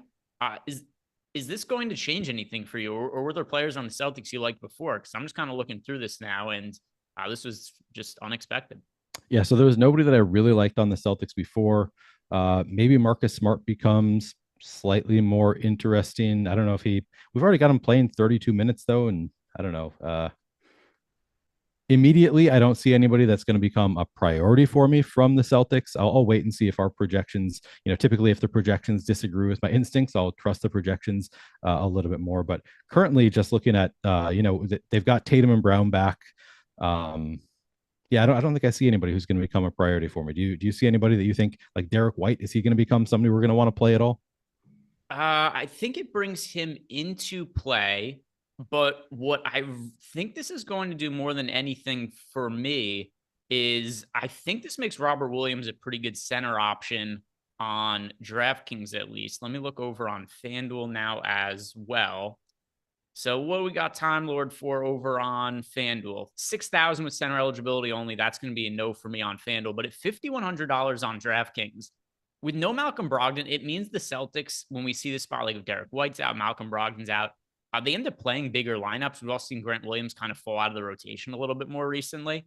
So unless Grant Williams just picks up extra minutes, I think we're going to see Robert Williams go from a guy who was, a little bit underpriced before, but wasn't really a strong consideration because of the just depth of the center position, now to being somebody I'm going to get into my player pool because I think there's opportunity for him to now play 30 plus minutes. He's only $5,100 on DraftKings, and he's good points from a fantasy producer. So I think our guy Time Lord here, Robert Williams, is, and I have no exposure to the Celtics before. I expect I'm going to get to some of Robert Williams now. I'm always happy to jump on the Time Lord bandwagon. He's just he's a fun player who's pretty volatile in his scores. So give me any kind of reason to play Robert Williams, and I'll put him in some lineups. Don't love that he's only center eligible, but yeah, if he gets a little bit, I mean, he already projected pretty well, even with Brogdon in there. So he's going to get just a little bit more of a bump. Sure, sign me up for some Robert Williams. Yeah, so let's see what happens here when I rerun some lineups. And by the way, right off the bat, I see Robert Williams. It's funny, I'm not getting like an insane amount of exposure to him or anything. He ended up, as I'm running through, it looks like he's going to be like 10 to 15% of my lineups. But He is right now in my highest projected lineup, which means that he will make it into single entry for me. But yeah, nobody else popping up meaningfully for the Celtics. But Robert Williams looks like someone I'm going to have north of 10% of. And I could get behind that. Like I said, he's somebody who has upside. And I think there's extra opportunity for minutes. Doesn't mean that he's a lock to play those minutes, but I think just the chance he gets those extended minutes is going to make him appealing today. So there we go. We got news right out of the gate. I see we got some super chats to hit on. If you guys have any questions for me in Discord, we'll be answering those as the show goes on here. As for the injury news that we are waiting on, that is more expected, not stuff that could come out of left field like Malcolm Brogdon. Here's what we are looking at on the injury report. Jimmy Butler is questionable, my arch nemesis. So we don't know whether he's going to play or not. But with that said, I don't think he's going to have a massive impact for me on this slate. Like the Knicks Heat game is by far the lowest priority spot of the night. So we've got that game with a 215 total, Neil. The second lowest total of the game is 225.5 in the Phoenix Chicago game. And we're looking at a 7.5 point difference in the spread there. This is a game that's not expected to be played at a high pace. So, guys like Bam, Tyler Hero would go from not consideration at all to maybe slightly viable over the course of a handful of lineups. But if Jimmy Butler plays, I wouldn't be getting exposure to that game. And the total and the pace of play is certainly an issue for me. But as you look at the Jimmy Butler situation, is there anybody you would consider a priority if he isn't in? I don't know. It's similar. Like, I don't see anybody that's going to become a real priority for me. Like, it's going to be a bump to Tyler Hero. It's going to be a bump to Bam Adebayo. I don't know that there's anybody who's actually going to become a priority for me if Butler is out. Like Strus, I guess, should see a little bit more usage with Butler out. I guess Strus has been coming off the bench with Kevin Love there. Yeah, it's a weird, I guess, man, will Victor Oladipo see enough minutes to be relevant? So that's the thing too, is so even somebody like Kevin Love being in the mix, and he's not min priced anymore. So by the way, Jimmy Butler just ruled in. So who gives a shit? We don't even have to talk about that. Perfect. We're trying to figure out what happens if Jimmy Butler ends up sitting. But yeah, he's in. Caleb Martin's in. Terrence Ross just ruled out for the Suns. That's certainly not going to be meaningful at all. But there we go. Yeah, we don't have to worry about that at all. So screw you guys. Good, because I wasn't excited about it anyway. Yeah. Jimmy Butler, it happened. By the way, this is the second time in 2 days. Yesterday, I tweeted about Jimmy Butler. He was listed as questionable immediately after. Today, I bring up what happens if he doesn't play, and then he's immediately ruled in. Just more evidence that he's afraid of me. The rivalry is living on strong, you and Jimmy Butler. Like, he's trying to spite you. Once again, refuses to acknowledge me on Twitter because he's afraid to fight me. Refuses to. He reads all my tweets, just doesn't want to respond. Afraid. Sign the contract, Jimmy. Super chat from Hannah Banana. Best DK tiers plays by tier. I've got you covered. So tier 1 is Nikola Jokic. It's Nikola Jokic. Tier 2, Lauri Markkanen. Tier 3, Anthony Davis. Domantas Sabonis would have been a consideration there, but De'Aaron Fox is playing, so AD over him all day.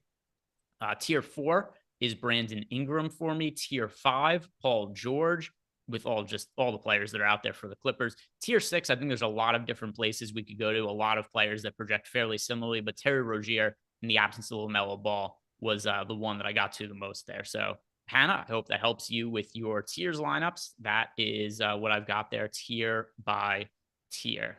Got some people in chat calling you the flannel god. I love the new nickname. Don't forget, guys, Neil is the flannel god. The flannel god. That's right. Now, I'll own that one. Check Discord to make sure that we didn't get any questions in there, which we do have some questions in Discord. All right away. Lippy, our guy Eric Johnson, who I know because he was tweeting at me about 7 hours ago that he started drinking. So I imagine that he's quite wasted at this point because, yeah, somewhere around noon that Eric tweeted me. I don't even know how he gets up that early with all the drinking he does. But Cheers. Lippy here. Yeah. Dude, I have 60% Westbrook. Please help me. I'm going to have to do some whiskey. I've never heard somebody be like, yeah, I'm gonna do some alcohol tonight. Right. But that's new terminology. By the way, as much as I was shitting on Westbrook on Twitter today because he kind of tanked the Lakers season a little bit and the Clippers have won 0 games since he signed there and it's absolutely hilarious. I think he's one of the best plays on the slate today. If you look at the Clippers right now, and I'm not convinced Paul George plays. I think we could see more players get ruled out for the Clippers as we go on here because we've already seen Kawhi ruled out. We've already seen Marcus Morris ruled out. Norman Powell has been ruled out for about half of the remainder of the regular season. Ivica Zubats is listed as questionable. I know Paul George isn't on the injury report, but There's a chance he doesn't end up playing. Eric Gordon also, he's a veteran, played a bunch of minutes last night. Wouldn't be surprised if he sits. Who cares if Russell Westbrook is rested at this point? You just run this guy into the ground. He is no value. So Paul George could play limited minutes. I think they let Russell Westbrook just go out there and do whatever he wants. So I think he's one of the best plays on the slate, Eric. I don't have any issues with you loading up on him. I had not thought about Paul George potentially missing the game. That's an interesting potential wrinkle. I mean, the fact when they said he's not on the injury report, I kind of put it out of my mind, because he said yesterday that he most likely was going to be playing today, which I guess maybe that's a reason to think that, to have a little bit of doubt there when he says most likely I'm going to play. Maybe that's some reason to think that maybe he won't. Yeah, well, I guess we'll have to wait and see. Yeah. So if you ask me my confidence level on him playing, not playing, I'd say I'm like 80% sure he plays. I'm just saying, like, there's a possibility he sits. And as things go now, I'm already playing a good amount of Russell Westbrook, and I think there's more opportunity for him to look even better. So, Eric, any jokes that I made about Russell Westbrook and how much he sucks are totally true. Like, that's not, he's not good. But for DFS purposes, he's in an excellent spot tonight. It's a good matchup against the Kings. The pace is going to be super high, and Kawhi Leonard's out. So you have to separate sometimes what players are like in real life versus what they're like in fantasy. And opportunity supersedes everything. So load up on Westbrook today. Is he somebody you're going to be playing a good amount as well? Yeah, I'll definitely play some Westbrook with Kawhi out. Obviously, yeah, he'll look even better if we get the news that Paul George is sitting. But yeah, where do we have in terms of value? 1 second. Westbrook looks like a very solid point per dollar play. Yeah, one of the best. I haven't started making my lineups yet, so I haven't looked at closely exactly how much I'll get, but just based on his projection, I'm going to get, the field's at 12%. That looks like a reasonable amount, maybe a little bit low. So yeah, I imagine I will play some Westbrook today. I don't know yet exactly how much, but looking slightly under-owned in the boom bust tool, 12% projected ownership, 12% chance of being optimal, but then a 16% chance of booming. And then, of course, it will be an extra little cookie if we do get the news that Paul George is out. So Westbrook looks good to me. Doesn't look like, I don't think he's a huge priority for me. Do you have him projected better than I do? Because I mean, we've got him at 5.2x right now, which is good. Don't get me wrong, but it's not like, it doesn't stand out as like somebody who I need to be playing in 50% of my lineups type of play. Yeah, he's in 30% of my lineups right now. I think his minutes could be fairly volatile. But I like the upside of him, particularly with Kawhi out. So Paul George is somebody, he's also not picking up that much ownership, which also that's a has good me point. liking him. There's and a it's lot a of great players matchup out for the Clippers. And yeah, he's fairly cheap today. I think he's a good GPP play. And then, it's a later, if there's somebody who already projects well for me, I like getting to more of them in large field tournaments when they're later start time, especially on a big slate. Just when shit hits the fan, players get ruled out. It gives me more flexibility, more ability to swap lineups. So I like Paul George. I'm going to be overweight to him today. By the Clippers are my Paul most George or Russell Westbrook? Wait, who are we talking about? Both. Okay. Cool. And also to clarify something, because I want to make sure I did not offend the flannel god himself. Carlos Manzo thought that I was calling you Eric. I was talking to Eric in our chat, Lippy. Here's the thing that always is, because I try to be personal. Like, I'm speaking to people through the camera. I'm trying to reach your souls. And I know now I've been able to figure out who in the Discord channel what the real name is based on who they are on Twitter and the questions that I get asked. Yep. And I don't know. It's like, do I really want to call Eric Lippy, or do I want to call him Eric? It's hard to say. But either way, I would say don't be too concerned about playing Westbrook today. Agreed. We've got just too many Erics around here. It's very confusing. Yeah, and I know one of them that has to go. At the very least, one of them that has to go. Like, it's pretty clear. If this is Survivor and there can only be one Eric left standing, I know I'm booting off the island. Yeah, I mean, he can just go off. We can send him off to the OddsShopper channel. Yeah, I mean, we could send him really, and he's not that hard to lure away either, right? Like, it's kind of like the in Family Guy they do the bit with James Wood. They lay the M&Ms down and he goes and chases it. You can do the same thing with Eric, and he could run right into the ocean. He won't notice. Eric's about to be gone here soon. But like I said, I've been trying to replace Eric with Sean V for a minute around these parts, but I haven't gotten a lot of backing on that yet. Ace of Spade also is asking his normal question, DK tiers. So I've got these answered one for it before, but I'll read it off. Nothing's changed from a couple minutes ago, but Jokic tier 1, Markin in tier 2, AD, Anthony Davis in tier 3. Tier 4 is Brandon Ingram. Tier 5 is Paul George. And then tier 6, Terry Rozier. So Ace of Spade. Hope that helps you out with your DK tiers lineups for tonight.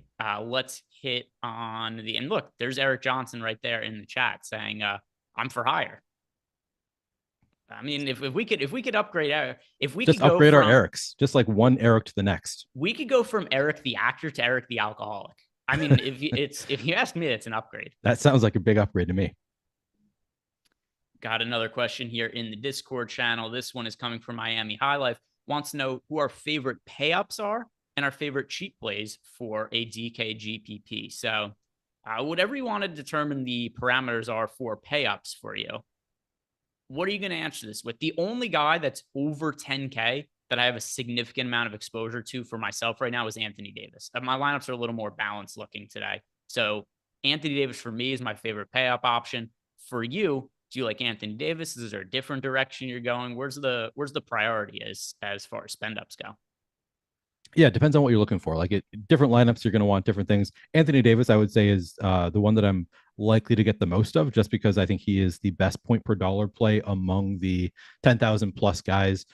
Ja Morant, if you need a contrarian player in your lineup, is a great spend up in terms of he has positive leverage, projecting him for 6% ownership, 7% chance of being optimal, 10% chance of booming. So, it's hard to find positive leverage on the expensive studs. You can find it with Ja Morant. Jason Tatum, actually, we get some positive leverage there as well. 9% ownership, 11% chance of being optimal, 14% chance of booming. So, you want a little positive leverage, some contrarian plays, I would go with Ja Morant or Jason Tatum. But in more of my lineups, I would probably just go with Anthony Davis with LeBron and D'Angelo Russell out. And then the other part of the question was he wants to know who our favorite value plays are on the slate. So a lot of this is going to come down to what the Clippers starting lineup is. And one of the reasons, too, that I like loading up on the Clippers right now is it's just going to give me more flexibility when the lineups come out later in the night. And we've got something that's kind of unusual. We have 4 late games today. We've got Memphis, Denver, New Orleans, Golden State, Clippers, Kings, and Minnesota, LA. A lot of times, like last night's slate, for instance, we're waiting. Or was it? Last night's slate, there was only one late game. We had the same thing a couple days ago with the Valanciunas situation. We've got 4 games tonight. So if lineups look different than what we're expecting, I like having some late players here where we're able to do some maneuvering and late swapping. And I think the Clippers are the best value spot on the slate. So for me, here are the cheap guys I get the most exposure to right now. It's Eric Gordon and Nick Batum. Another one also that I don't know if we're really putting him in the category of value play. I love Clint Capella tonight. It was something not Eric. Yep. By the way, good thing Adam isn't here. I just called him Eric. That would have been the most of all the things that you could call Adam. That's got to be most offensive. But Clint Capella, for me, Adam really sold me on Capella by looking at his minutes last game. And I know Congo got into some foul trouble. Okay. But I was going to stop you because they talked about this on the last show, how Adam had liked him less now than he did this morning. So I thought maybe you hadn't seen the same thing, but I'll let you continue. Yeah, so Okongwu did get into some foul trouble last game, but even that aside, Clint Capella played his first game with a new coach and saw a drastic increase in minutes. And I'm not saying that they're for sure going to happen again, but just the opportunity for it to happen. A new coach, he plays what was close to a season high in minutes. The first game played with a new coach, like that's pretty promising. So I think there's an opportunity for Capella to play extended minutes, and he is so cheap. He is $5,600 on FanDuel. That is, as cheap as we will ever see Clint Capella when he's not limited. FanDuel's a totally different story. FanDuel's already gone ahead and priced him aggressively in advance. He's $7,500 on FanDuel. But at that $5,600 price on DraftKings, just the potential for upside, I think he's a great tournament play. Yeah, definitely. If you want to count him, he sounds like a great value. I'll definitely have some interest in Clint Capella, even with the potentially limited minutes. I'll add in the Pelicans. Whoever started at center for the Pelicans is probably going to be my favorite value option. Maybe even like from like a one player perspective, it would probably be either Guillermo Hernan-Gomez or Jackson Hayes. Whoever is starting for me would be my favorite value option. Who do you want to start for the Clippers? Like, who would you be most excited about starting? I mean, I would want weird shit, right? Because I want chaos. I want something that nobody's expecting. Yeah. If you want to know like the actual, all right. So let me look at I don't want it to be what I'm projecting right now. I don't want it to be what anybody's projecting. If you had my choice of who starts for the Clippers, it would be like Paul George and Russell Westbrook are both not in the starting lineup. And everybody's like, oh, fuck, what's going on? And I'm just sitting here all ready to swap. Like, I just want weirdness.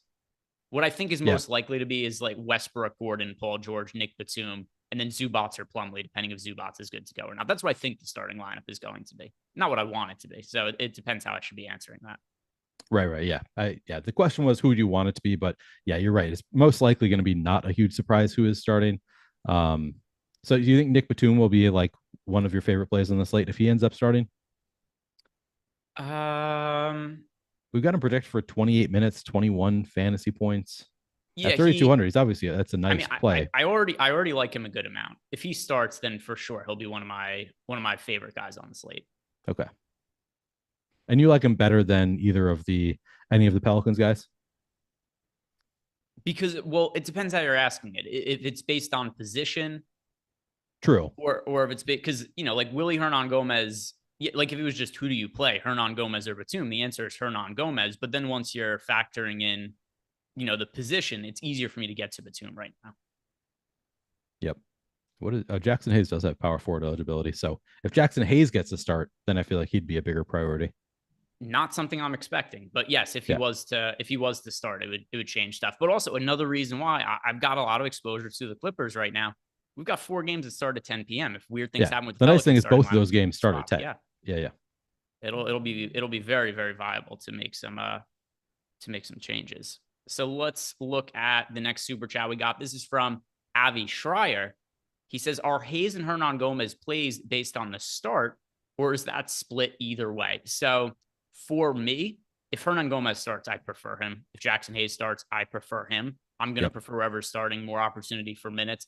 But I'm not getting to either of them as much as I thought I was going to earlier in the day, because one thing that also changed is getting to Robert Williams in my player pool now.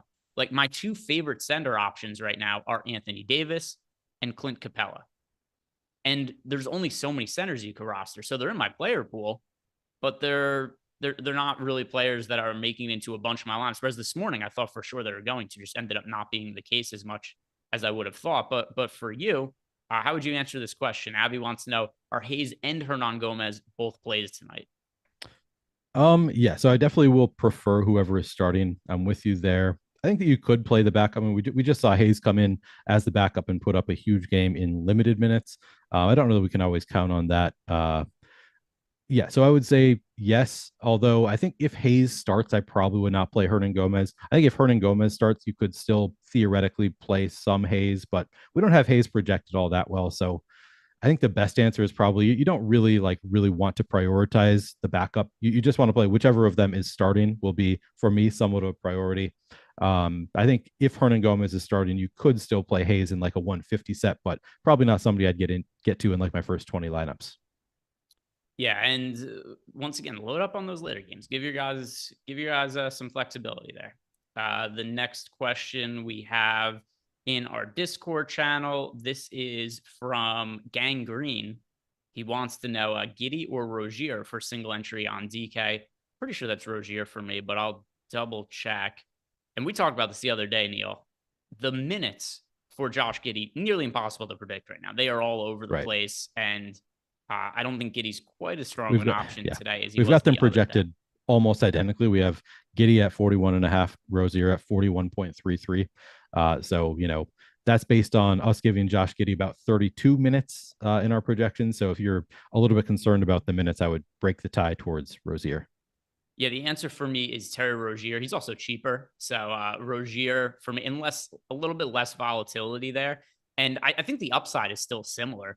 I just think the downside is more significant for Giddey. And I'll tell you guys why. I'm going to read off his minutes for the last few games. All over the place. They make no sense at all. And some of them, I know people say, well, look, he had a really bad plus minus in the game against the Sacramento Kings. You know what else he had a terrible plus minus? Last game against the Lakers. They were minus 17 with him on the court, and he still played 34 minutes. Here are his playing times over the last handful of games. 34, 19, 32, 24, 38, 24, 32, 28. Like, this is very difficult to predict. There's no rhyme or reason to really figure out what Giddey's minutes are. So we gave him 32, and he has potential to play a little bit more. He has potential to play a little bit less. But one thing he has not done very often recently is played 32 minutes. He's more often not been, like a few minutes higher than that or well below it. So a lot of volatility in those minutes. It's difficult to predict.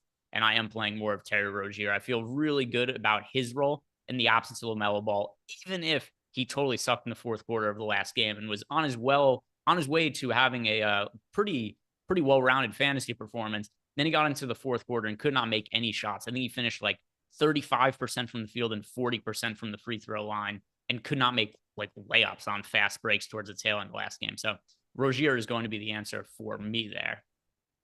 The next question that we have is from T. Lee. He wants to know, who are our favorite 2 to 3 cash game plays? He said that we could answer closer to lock, but I think we could answer this right now because I'm not expecting any kind of news to break in the next 20 minutes or so. For me, it's Russell Westbrook and Anthony Davis. I would call my 2 favorite cash game plays of the night. Oh, favorite cash game plays. Okay. Yeah, I think those are both solid cash game plays. I would throw in, I would, if Hernan Gomez gets the start, and we're assuming that he's going to, so I would throw Hernan Gomez in there probably as a cash game play. Yeah, I don't know if I have any others that I feel strongly should be in that cash game consideration. Maybe like a Malik Beasley. Nah, he's not quite, like, you can't count on Malik Beasley. Like, he's pretty scoring dependent. So I don't know that I'd say, yeah, I think I'd add Hernan Gomez, and I think that's about my level of confidence with cash game players. All right. So there we go. We got a couple ones there for you. For me, Anthony Davis, Russell Westbrook, 2 players I feel pretty good should be in your cash game lineups today. And let's see what about Batum. I might throw Batum in there just because if he gets to start, I would probably throw Batum in there. Yeah, if he starts for sure. Do you think so? We have Batum projected for about 28 minutes. So my assumption is that we have him starting this game. Do you think that's incorrect? Well, I mean, here's the thing. They're so shorthanded. I think he's live to play that many minutes, even if he comes off the bench. I'm right now not assuming he starts, and I still have him for 28 minutes. Okay. So maybe you play Batum either way. Yeah. So I mean, I think that let's see how many active players, and don't forget Zubats is questionable. And we have him in right now because we keep questionable players in the pool until they are ruled out or doubtful. Let's see. So we've got active players for the Clippers. Paul George, Russell Westbrook, Terrence Mann, Eric Gordon, Zubats is a maybe. Then Batum, Plumlee, Highland, Covington, Amir Coffey. That's 9 guys. 10 if Zubats is active. Yeah. So I think there's minutes for him either way. Yeah. And he's nearly min price. And he's got the power forward and center eligibility over on DraftKings. If we look at Batum as far as FanDuel is concerned, a little more expensive at $4,100. But at the same time, too, small forward, power forward, better position eligibility than the power forward center. So I like him on both sites. Let's see. What else do we have here? The next question is from, my betrothed. Oh, actually, no, this is just me, Greg Magruder. I forgot. It's me taking on his last. I was thinking for a second, it's like him taking on my first name. That's not how it works. But yeah, Greg, because I forgot. I married Rodney Magruder the other day. And that's me, Greg Magruder. I want flexibility. That's something that led to our marriage. I want flexibility, but on DK for single entry, who are the priority plays early? Oubre, Anthony, and Rozier. I don't see that many early. So who are the players, Neil, that you are still willing to play in the early set of games? And I know a lot of people know this about me by now. I do like flexibility. I like to try to make my lineup spots available when there are players who are questionable in the later spots, but I can't get away from Rozier or Kelly Oubre today. So those are the guys for me. Yeah, so let me see who I'm actually getting to of those games, because Jalen Suggs was actually one of the better point per dollar plays on the slate earlier in the day, at least. Let me see. Cole Anthony was. Yeah, you're right. Cole Anthony. Yeah, so I'm still getting to a good amount of Kelly Oubre currently, a good amount of Terry Rozier. So I guess I'm with you on those two. I'm getting to some Cole Anthony as well. I think those are the only 3 players I'm getting from that game, and a little bit of Paolo Banchero. Couple of 1 or 2 shares of Markelle Fultz. So yeah, the only I agree with you that the only real priority is if you're like hand building single entry would be Oubre or Rozier. You could play both, I guess. No qualms with that. Yeah, I had some exposure here to Mo Wagner, but I'm just going to take him out of my player pool. I don't want Mo Wagner in there. I haven't made like any kind of restrictions based on the times the games start, but yeah, I mean, 23 minutes to go until lock. I don't need Mo Wagner in there taking up a center spot. Going to just take him out of my player pool. The next question that we have in here is from Tall Tale. Are you in the flannel? Funny that he asked this because I just said that I hadn't set any rules here. But Tall Tale says, "Are you in the flannel god?" That's you, Neil, the flannel god. Setting any rules on DK for today? And thanks. Not like any specific rules for any teams.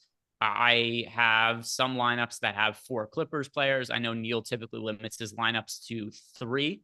And for me, it is 3 for every team but the Clippers. There's so many guys that are cheap on the Clippers that for me, if I had a lineup that's like Batum and Eric Gordon at 3,200 and 3,700, and then I got to like Paul George and Russell Westbrook, I'm cool with that because Batum and Eric Gordon are both so cheap. So I'm cool with 4 Clippers, but I don't want any more than 3 players from any other team. You doing your usual, no more than 3 across the board? I am. Yep. On this slate, because it is a full slate and we've got some decent value, not like incredible value, but we have a little bit of value outside the Clippers as well. So I'm going to keep it limited at 3 per team. I didn't set any specific rules like groups so far. I thought about like, do I want to make a Guillermo Hernan-Gomez and Jackson Hayes group to make sure I don't get both of them in a lineup? I don't think I'm going to bother. I don't think it's going to become an issue anyway that I'm going to get them in the same lineup. Maybe if I decide to give a bump to Jackson Hayes, then I would consider making it. But I think for now, I'm just not playing a ton of Hayes unless we get the news that he's starting. So no groups or anything, but 3 per team is my max currently.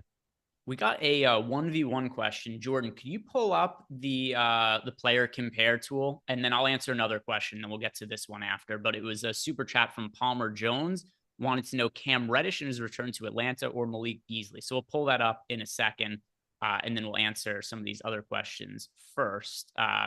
But this question is coming from GG123.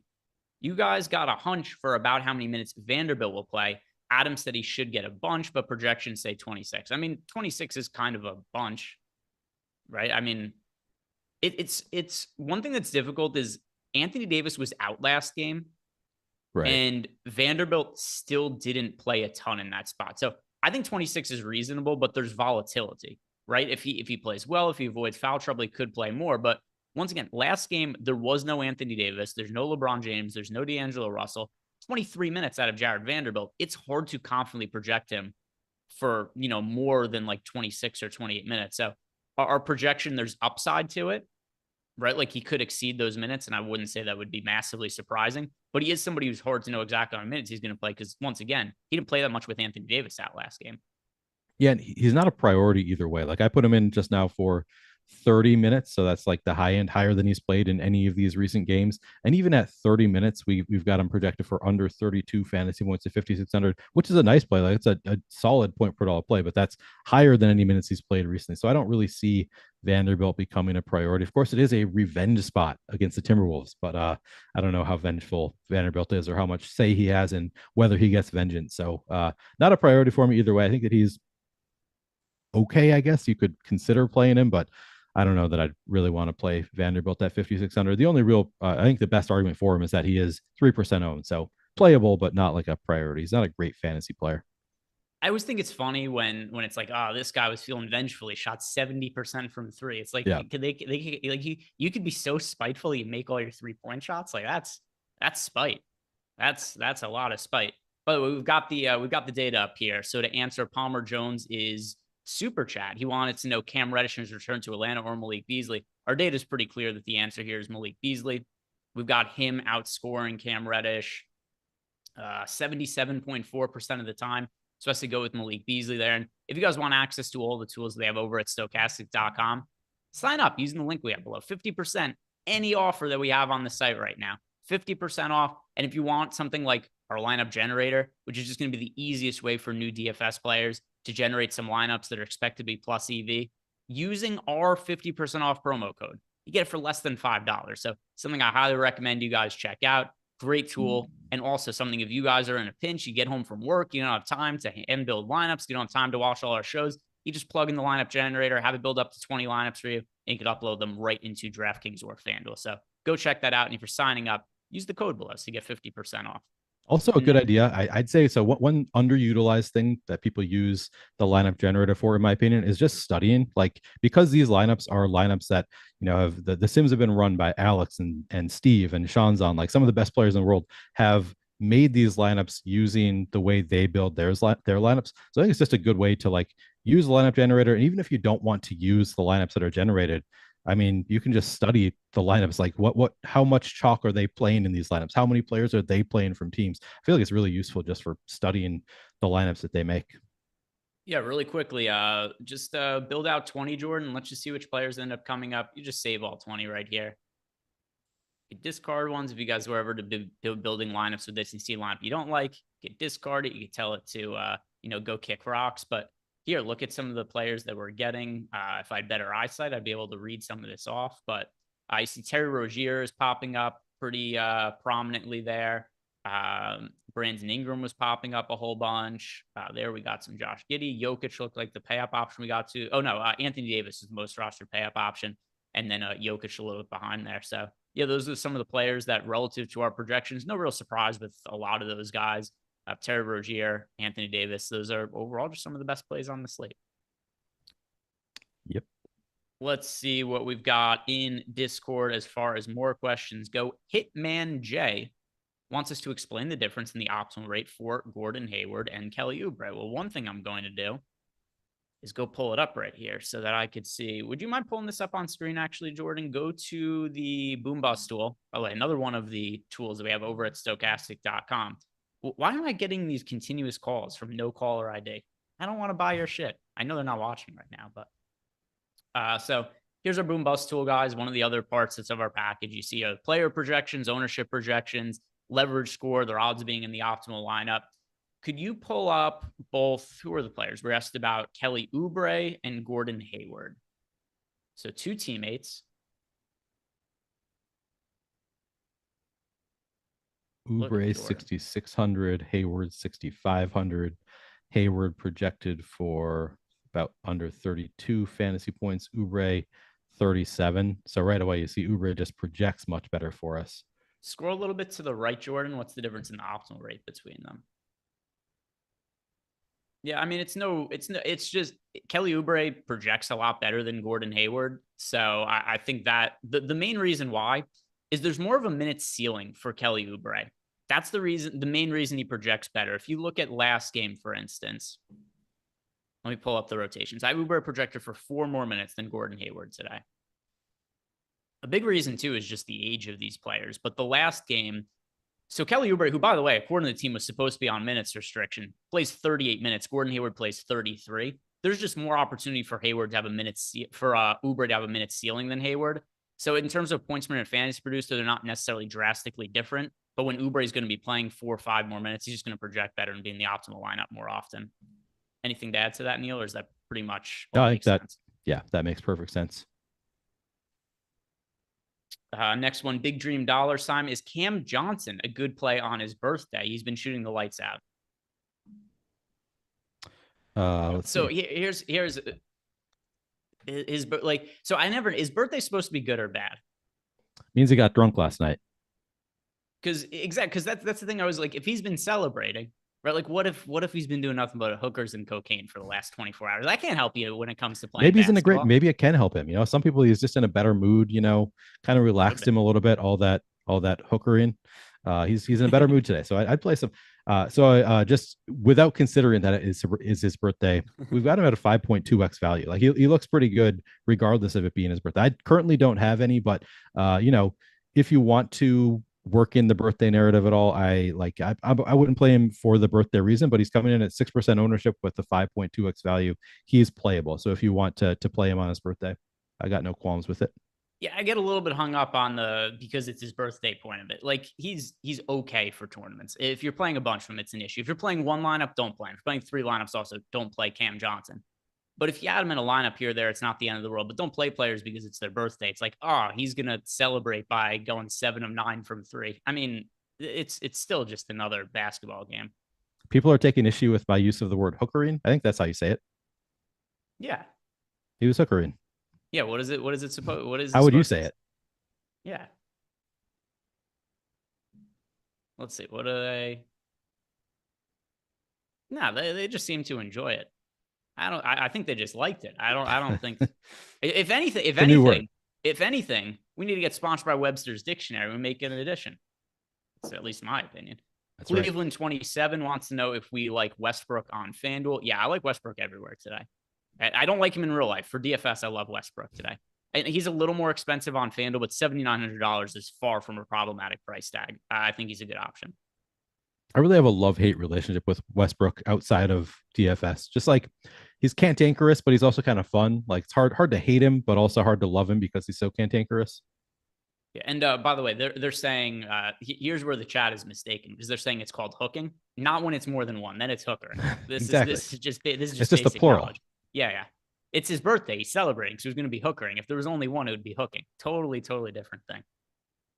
The next question we have, by the way, Gilbert Powell also says tricking. Once again, though, it depends. Is it Halloween? Are there multiple hookers? Then it's triggering. It's all different scenarios. The next question we have is from Lippy. Lippy is now getting 0 Westbrook.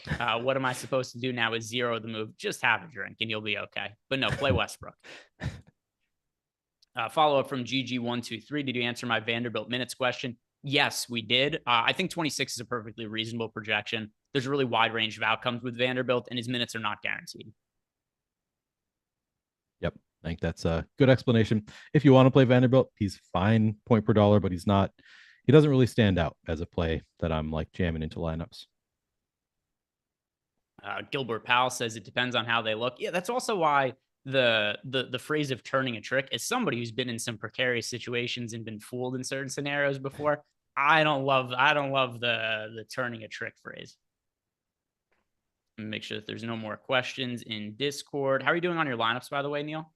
I just submitted a batch, so I at least have real lineups uploaded to the site. They're probably not what I want them to be just yet, so I'm still kind of tinkering, but doing okay. I am going to do you have a sense of who your most rostered players might be to read off, or no? If not, I could do it. Mine are right now. Yeah, I mean, I'd be happy to read off who I have currently. Okay. So for me right now, my most rostered point guards on DraftKings are Russell Westbrook and Terry Rozier. For yourself, Neil, just the point guard position, who are the couple of guys that are in your lineups most frequently? Terry Rozier and Cole Anthony currently. Okay. Oh, Westbrook a little bit lower. I actually have 0 Westbrook right now, so that's one thing I need to change. You're playing Eric Johnson's lineups. Yeah, apparently. Shooting guard Kelly Oubre and Eric Gordon for me. How about yourself?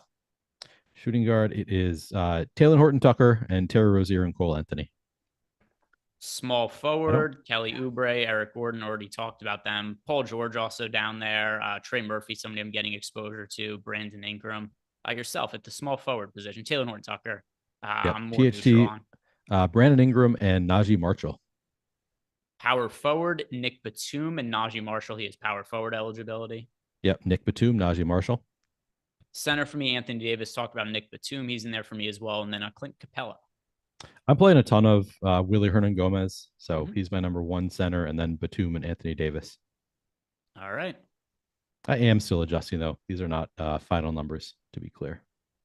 And by the way, one question, just because some people are asking about Cole Anthony, and somebody in chat, particularly Jake Goetz there, said, can we elaborate on Cole Anthony love? He is so up and down. Yeah, that'll happen to people when they're hookering. But for yourself, you're somebody who's playing a bunch of Cole Anthony, Neil.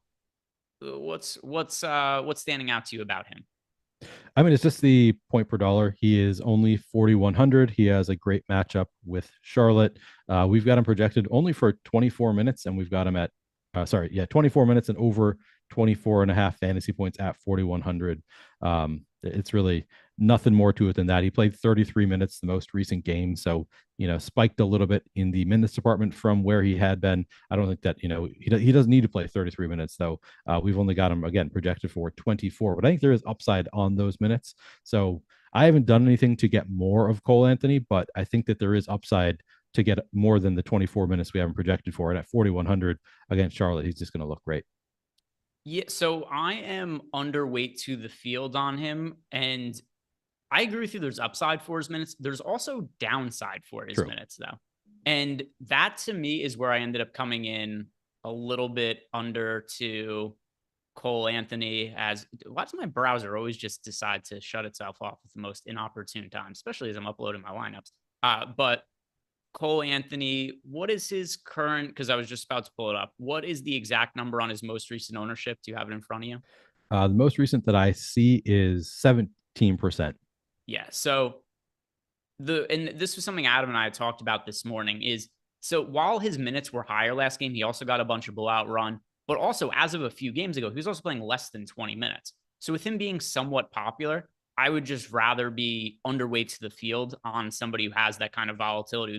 And conversely, if he was only projected for like 5% ownership, then I'd be like, oh, I want to play 20, 30% of this guy. I have about 10% Cole Anthony right now. I see the path to upside, but I also see the path to downside. And considering he's popular, I'd rather be underweight to the field. But I understand why people are getting there. And I should say, I think that analysis is spot on.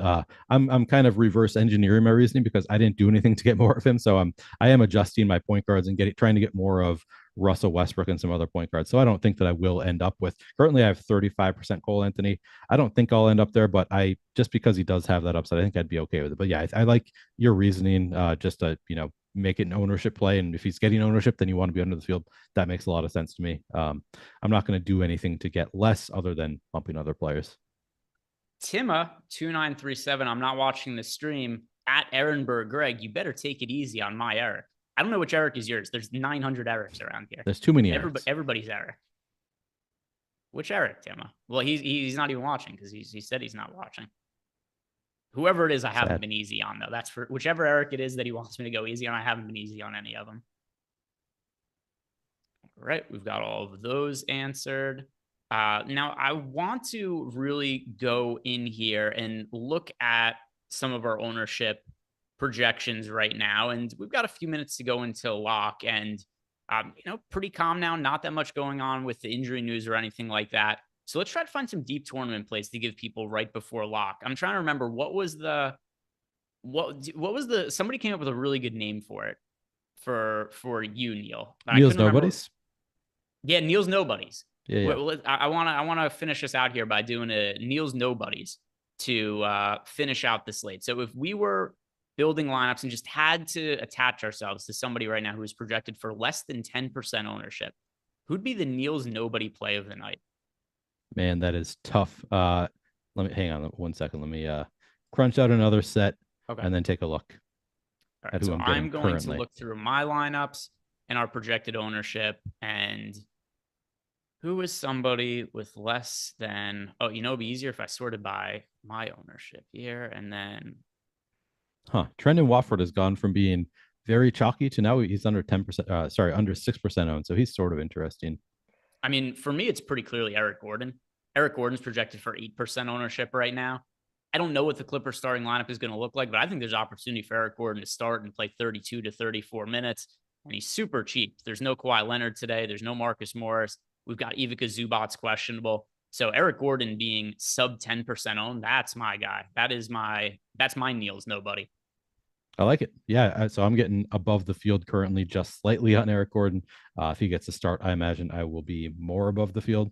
So it's a harder question for me with NBA than it is with like NFL Showdown, because NFL Showdown, who's going to be like in the player pool.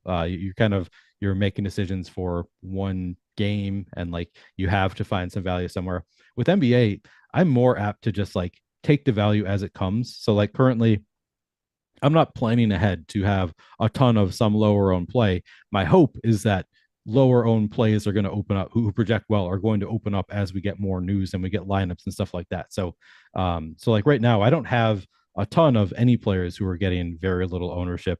Actually, the highest amount I'm getting of any player who's getting single digit ownership right now, you could probably guess it. I'm not wearing the hat right now, but if I were wearing the hat, you might be able to guess that Anthony Edwards at 8% ownership is a player that I'm getting to the most of players who are getting single digit ownership. But yeah, I'm not forcing in a ton, and I'm getting like 15% Ant. So not like I'm getting a ton there.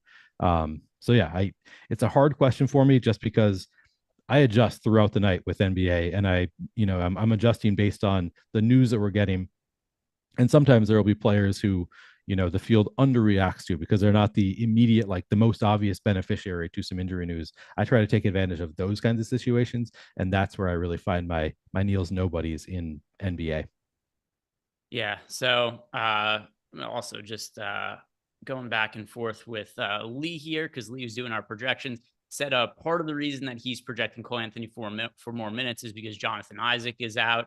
And yeah, I mean, there's extra opportunity there. I still think there's a lot of volatility just from the standpoint of, we saw a few games ago, Jonathan Isaac was out, and I'm pretty sure that was a game he was out where Cole Anthony played. Yeah, their game here against the Pacers, he played 17 minutes. Look, there's upside for minutes, but it's still volatile. Like, I think it's very hard to count on anything with the Magic rotations right now. So I'm going to be a little bit underweight on Cole Anthony. If that kills me, it wouldn't necessarily shock me, but I also think there's a pretty good chance that he does tonight.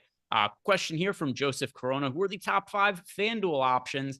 So the lineups are built out on FanDuel. The players I got to the most were Willie Hernan Gomez, Taylor Horton Tucker, Lauri Markkanen, Anthony Davis, and Brandon Ingram. I presume you didn't build out a FanDuel lineups. Either way, there's only like 30 seconds to go here until lock. Thank you for the super chat, Joseph Corona. If anybody hasn't done it yet, do us a favor by liking the video and subscribing to the YouTube channel.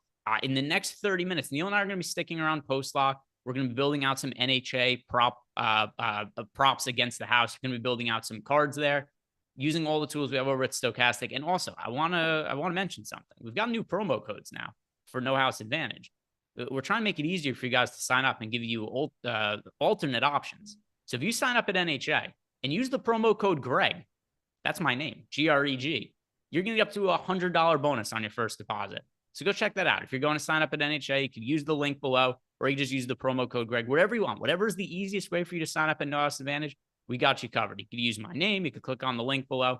Anything that gets you in the door. And we're going to build out a parlay for you guys after the end of lock here, which is going to be in like 30 seconds. We'll be using NBA Bet Pro, our prop betting tool over at Stochastic.com. Really quick, we got a super chat in here from Vic David Figueroa. He's saying he took down the single entry 5K hotshot first place last night. Thank you, Stochastic.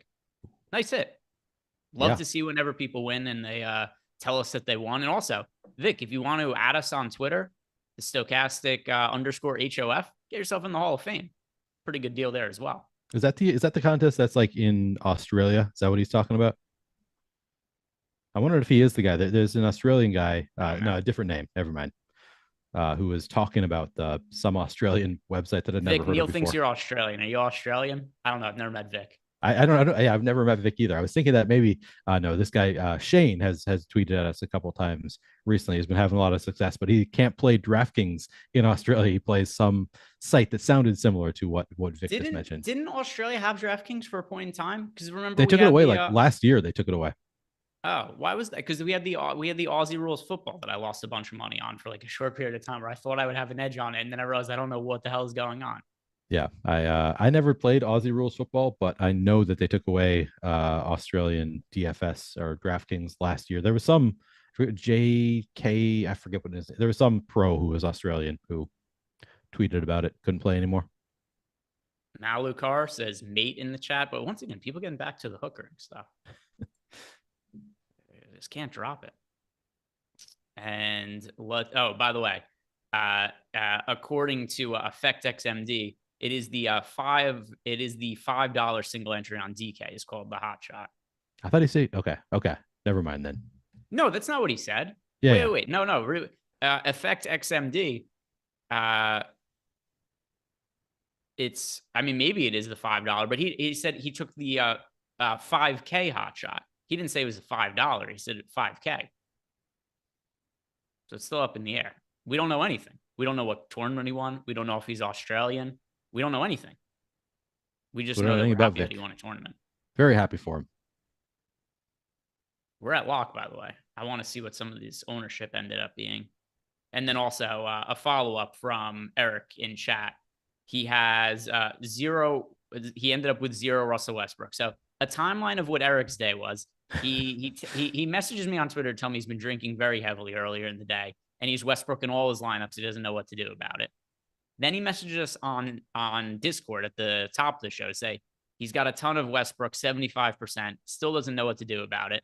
Told him to have a drink and it's going to be okay. Then he messages us like 15 minutes later and goes 0% Russell Westbrook. He figured out what to do about it. Good for you, Eric. You just have to lower the projection. You know what he probably did about it? He probably passed out, did nothing about it, and then just realized his lineups were unchanged. Didn't enter contests. Yeah. Which is also a fair way to handle the situation. Oh, there we go. By the way, Vic David Figueroa. He is from Boston, and he tweeted at you, Neil, during the game last week. Oh, he did. I mean, I recognize the name, but it's like at this point, you know, I talk all day with people on Twitter, and then I talk to people in chat, and I don't remember who's in chat versus who's in Twitter a lot of the time. It's like it's a mix of. So I wasn't sure if I only do the name from chat or okay.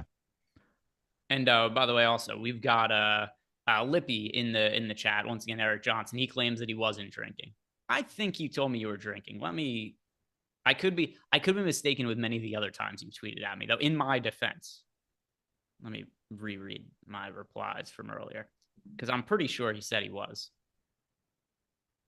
He did say me that. Okay. Here's what he said to me earlier. He said, "No matter how drunk I get, please don't talk me off 100% Westbrook." It's reasonable to think he was drinking when he sent. I would have assumed he was drunk already. Yeah, for sure. Especially if he's asking you not to talk him off of 100% Westbrook. That sounds like a drunk man. Yeah. And okay, so here's but I'm in the right, Eric. I know that you think you know whether you've been drinking or not better than me, but his first message to me, I'm getting 100% Westy tonight. I need a drink. And then his next tweet is, no matter how drunk I get, please don't talk me off 100% Westbrook. Like, why would I ever think he was drinking? And yet he's completely sober, stone sober right now. With now 0% Westbrook. Oh, Stokes in chat says Shane here. So this is the Shane who's tweeted at us. Draft Stars is the only comp we have in Australia now. Sad times. Draft Stars. That's the name of it. Not Hot Shot. I'd be interested to know why it is that they ended up pulling it over there in Australia. But let's help people out with an NHA parlay right here, Neil. I'm going to pull up NBA Bet Pro right now. And by the way, if you guys want access to Bet Pro, you get a 7-day free trial. All you have to do is click on the link below. Get access 7 days totally free. We're going to use some of these tools to build out an NBA parlay. But first, wait, Jordan, go back. I wanted to tell people about the John Jones thing. So the over-under for significant strikes for John Jones, arguably the GOAT of MMA, making his return. 3-year layoff, going to be fighting at heavyweight for the first time against Cyril Gane for the undisputed UFC heavyweight championship. There's a promo being run on NHA right now, and we're going to want to include this in our parlay. The over-under for significant strikes for John Jones, 0.5 tomorrow. I think we're going to want the over on that, Neil. I know that you're not somebody who breaks down the UFC fights or the cards the same way as me, but I think even you would go like, that feels pretty good over 0.5 significant strikes. I like his odds there. I've never seen John Jones fight, so I don't know. Maybe he's just got like a glass jaw and he's just gonna hit once and he's never gonna have a chance. But you say he's the GOAT, so I'll trust you that the over is probably pretty good there. So he only has one loss on his record, and the reason he lost is it was a DQ and it was totally bogus. So he's technically undefeated as far as I'm concerned. What ends up the only loss on John Jones's record, and by the way, this is not really even talked about correctly at this point, because he was DQ'd for a 12-6 elbow, which is throwing elbows down in this direction. I'm trying to do it in camera so you guys can see directly up to down, which is technically illegal in the UFC rules. But the way the fight got finished was he threw Matt Hamill basically on his head on a takedown, and the guy's shoulder popped out of socket and wasn't able to fight because his shoulder was messed up. But then because John Jones also had landed some 12-6 elbows in there, they ended up disqualifying him after the fact. So he beat the absolute fuck out of Matt Hamill in that fight, and it's considered a loss on his record. I'm going to pull up the stats from that fight, though, just to show you. Long story short, this is a lot of way to say that the over 0.5 significant strikes is the way to go. But in that fight, John Jones was 1 of 1 on takedowns. He landed 44 significant strikes, 55 total strikes to 5 strikes for Matt Hamill. John Jones did finish him in the first round and ended up getting disqualified because the elbows were ruled illegal. But it wasn't even the Eagles. It wasn't even the elbows that ended the fight. It was actually the shoulder injury. But neither here nor there. John Jones is going to have over 0.5 significant strikes. And Kid Catastrophe in the chat saying, lost to Gus. He is not undefeated. No, he didn't lose to Gustafsson. I did score the fight for Dominic Reyes when he fought against Dominic Reyes. But no need to get too sidetracked. We're opening up our prop card with over 0.5 significant strikes for John Jones. That is something you guys should be taking advantage of if you sign up at NHA, because it's a free square. That's the easiest prop you're going to find anywhere tomorrow. Do you have NBA Bet Pro pulled up in front of you, Neil? I have our NHA projections pulled up in front of me. Okay. It's same, just another way to get access to them on the site as well. But what's standing out to you? Any props that are immediately catching your eye, projecting well for us? First of all, are we doing versus the house or pick 'em? We are doing the versus the house, because I guess it's too late to do pick 'em anyway. Yeah, pick them. They're also, it's like kind of discontinuing as a product. Okay. Dante DiVincenzo, over 4.5 rebounds, looks pretty good to us. We've got DiVincenzo projected for 5.7. That's our top prop of the day. And I mean, we've got Steph Curry out, so that's more minutes for DiVincenzo. He's a pretty good rebounder for a guard. Let's see, what's his per 36. I mean, he's averaging 4.3 rebounds per game this season, but now he's getting a little bit of a minutes boost. And that's kind of all we need to like the over there. So I'll take the 66% win rate for Dante DiVincenzo over 4.5 rebounds. Again, we've got him at 5.7 tonight, just with a little minutes boost. So give me that one. All right, so plug it in, Dante DiVincenzo. So now we got 2 legs to our parlay. And also something about these versus the house props over at NHA. 4-leg parlay pays out 11x. 5-leg parlay pays out 20x. You're not going to find those kind of numbers anywhere else. So let's try to build this out. This is a bigger NBA slate. We got a lot of spots to look at. What do I want to do here? Well, that's too bad. Well, anyway, if anybody's going to be placing a parlay tomorrow, then go select John Jones. That is a freebie, but he's not going to be allowed to be included in our NBA one. But either way, we shouted it out. And also, don't forget, if you're signing up at NHA for the first time, use the promo code Greg for a $100 bonus on your first deposit. All right. What should we look at next? So we're back to only 1 leg. We were at 1 leg. We thought we had another, but now it's just back to 1. What about this Marcus Smart prop? Assists over 5.5. How do you feel about that one? Now that we have Malcolm Brogdon out, maybe Marcus Smart picks up a minute or two. We've got him projected for 6.4 assists tonight, 61% chance of winning. Do you like that one at all? I like it. And that's also one that just takes advantage of some recent news we had with Malcolm Brogdon being out. It looks like there's a prop that just hasn't been updated. So I think that makes a whole bunch of sense to go after the over on that. Like you said, we've got him projected for, what was the number? 6. Yeah, we got him projected for 6.4. The line is at 5.5.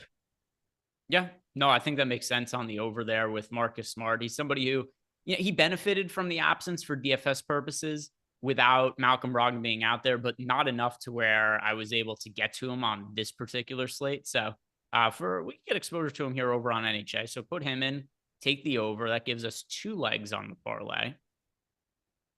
Let's see. Where do I want to go next?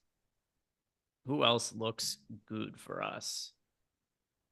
That's a Matisse Thybulle over 1.5 threes. Let me look at some of Thybulle's box scores here. I have a feeling that Thybulle under 1.5 threes is something I'm going to like quite a bit. I know it's a game that has a really high pace. There's expected to be a lot of scoring. He has made some threes in recent games, but it's hard for me to buy into this because here's the usage rate for him, Neil, in games with the Blazers. 11%, 12%, 7%, 10%, 7%, 17%. Sure, he knocked down a couple threes in some recent games. That's not really sustainable at this kind of usage rate. So give me the under on Matisse Thybulle 1.5 threes. I like it. Let's go with it. So we're at 3 now. Yes, sir. And are we trying to fill out 5? Are we going all out trying to get all of our? I mean, I'll always take my Anthony Edwards overs. We've got an Ant over 5.5 rebounds. I like that one because Ant is my favorite player. So there's my reasoning for liking that one. On top of that, we do have Ant projected for 6.3 rebounds tonight. We actually have this one winning 60% of the time. So when our numbers like me betting on my favorite player, I'll do it. Also, the potential for him to play extended minutes tonight against the Lakers because, well, number one, he's already playing a ton, but also, so I'll read off these minutes. Recent games for Edwards, 37, 39, 40, and 38 minutes. But then also, let's look at the standings here. This is where I think this is significant. Current standings. Western Conference. Neil's Minnesota Timberwolves are 32-32, the 8 seed in the West. The 11 seed is the Lakers at 30-33. Only a game and a half back of the Timberwolves. This is the game with a lot of implications in the standings. It's an important one. I would not be surprised if that means extra minutes for Anthony Edwards, extra minutes for Rudy Gobert, extra minutes for Anthony Davis. So I like the over there. I think these kind of rivalry games, and we're at the point of the season too, where I think it's reasonable to think in high leverage games, players get a couple extra minutes versus what they normally would. Yep, absolutely. So let's put him in there. Jalen Noel also questionable, so potentially picking up a little bit more there. A couple super chats coming in here post lock. We've got this from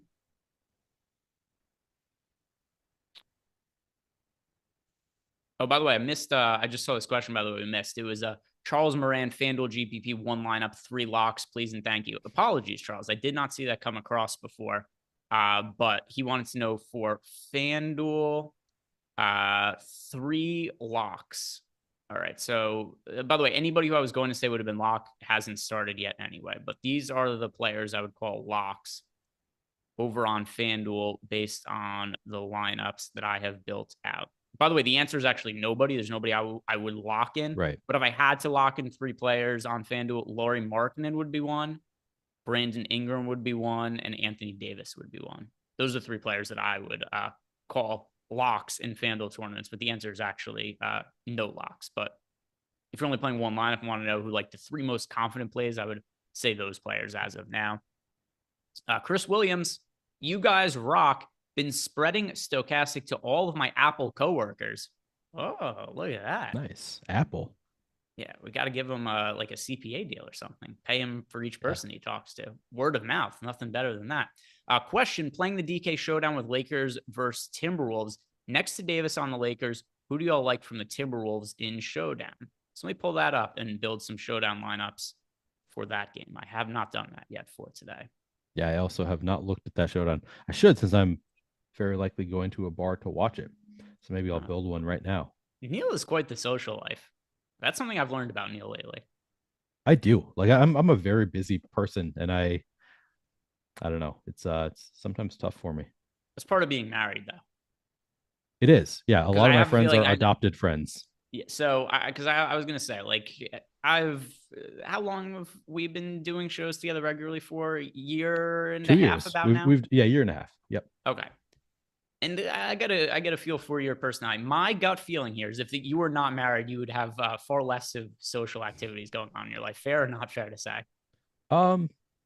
Fair. Yeah. So a lot of my good friends are people that I met through my wife. So they're like her friends. Like the guys that I'm going out with tonight are like one of them is married to my wife's former roommate. So these are guys that I know through her. So yeah, definitely fair. All right, there you go. You and Eric have similar nights planned. And once again, a little hookering. Of course. Every night. Never know. All right. I'm running some lineups right now for the showdown contest. And he said for the Timberwolves Lakers, I have a feeling Neil is going to say that he likes Anthony Edwards in this game. Slam dunk. But get Anthony Davis out of there. You're playing the wrong Anthony. I have a feeling that when I run lineups right now, both of them are going to pop up. It depends. Yeah. Actually, it depends how many of those like cheap 1K guys are viable. Well, let's see. Building out 100 lineups. Beasley is going to be a good play. Just like point per dollar. Looks good. All right. Here they go. Here are the lineups going. And yeah, got to a good amount of Anthony Davis. I did get more of Anthony Davis than Anthony Edwards, but still, Edwards ended up being a priority. They're my 2 most rostered captains were number 1, Anthony Davis, 2, Anthony Edwards. The player I got the most exposure to at the captain spot, not named Anthony, was Malik Beasley. So that was how some of the captain ownership shook out. And then as far as the utility plays go, the cheap players that I got a lot of are Taurean Prince and Nickeil Alexander-Walker. Let's see, what is Nickeil Alexander-Walker's price that made him pop up so often? He is 2,400.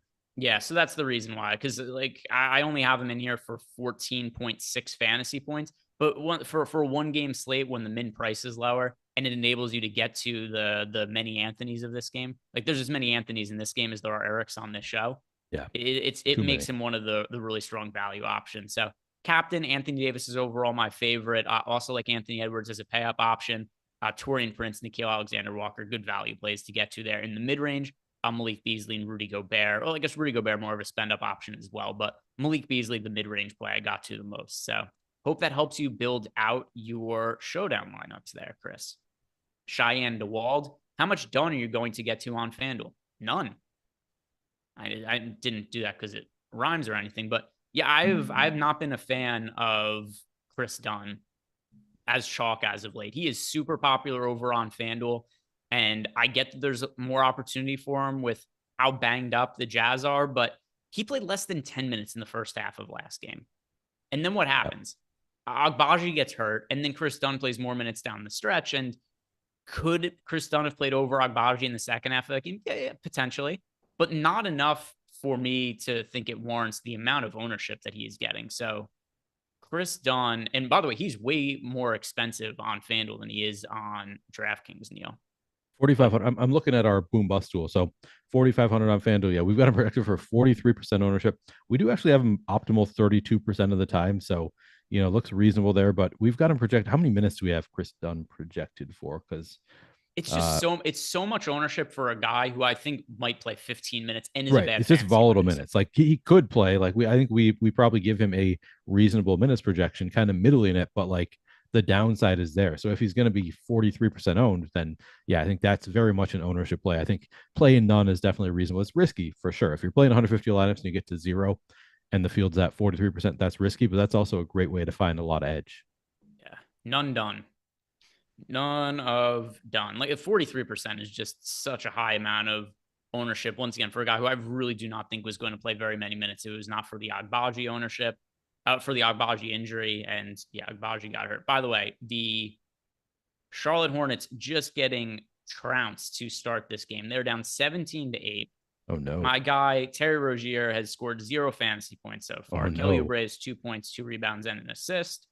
And then on the Orlando side of the game, who's doing stuff for them? Franz Wagner has 7 points and an assist. Paulo Banchero has 2 points, a rebound, and an assist. But Terry Rozier, you got to pick it up a little bit, my guy. Are we panicking yet? 5 minutes in and he's 0 fantasy points. I've been panicking for 4 minutes, Greg. What is going on? My here? bad. I didn't realize that we're already on the struggle bus like that. Oh, come on. What are these guys doing? We need them scoring fantasy points early and often. My night is over, Greg. It's over. Yeah, Eric Johnson just tilting his face off in the chat. Maybe Westbrook will do better. We'll see. So let's go back to Jordan. If you wouldn't mind, pull NHA back up. We had our parlay card. What were we at? 3 legs, I think, if I remember correct. Sounds all right. Oh, 4 legs. We were 4 at legs. 4. Oh, we're almost there. All right, because I had the Thibault under, we had the Smart over, we had the DiVincenzo over, and we had the Anthony Edwards over. So my turn to make the final pick here. I'm actually under the field on Kelly Oubre for people who are worried about me tilting here. So I'm okay. I got Oubre's off to an okay start. It's Terry Rozier.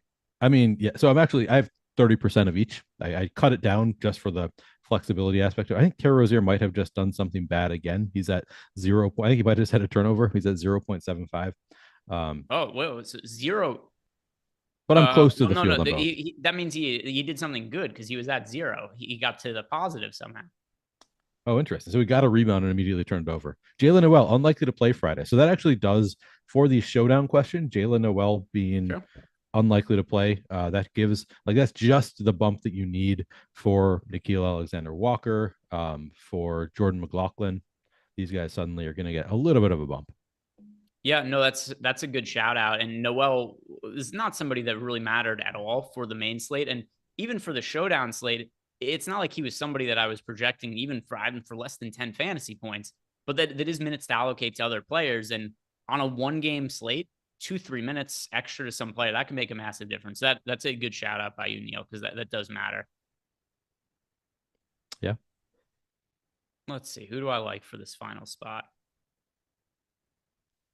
Who do I like? Where did I put?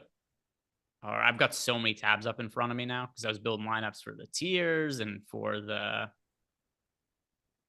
All right, I'm just gonna create a new tab and I'll pull up our projections to try to find who else I like for this. What do we have? Jordan, is there a prop line? What is Clint Capella's rebound number?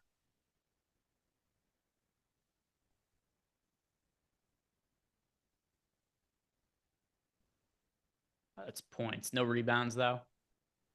All right. I wanted rebounds for Clint Capella. I'm not going to talk about points there. So let's see. What else is looking good for us in our projections here? That's THT. I consider that close to a fair line. Where do I have Kevin Huerter? All right. I could get behind this. Kevin Huerter against the Clippers, we have him with an over-under of 3.5 rebounds. We have the under winning 63% of the time. We projected for 3.1. I know a lot of people are going to look at the total and say, hey, it's a really high-paced game. Every Kings game is massively high-paced. There's 1 million points scored in all of them. And for the year, Huerter averages just under 3.5 rebounds. Also, his minutes have trended down a little bit as of late. For the year, he's playing 30 minutes per game. But over the last 2 weeks, he's only playing 25 minutes. So that's a little bit of a concern, especially because one of those games was that Clippers game that went to double overtime.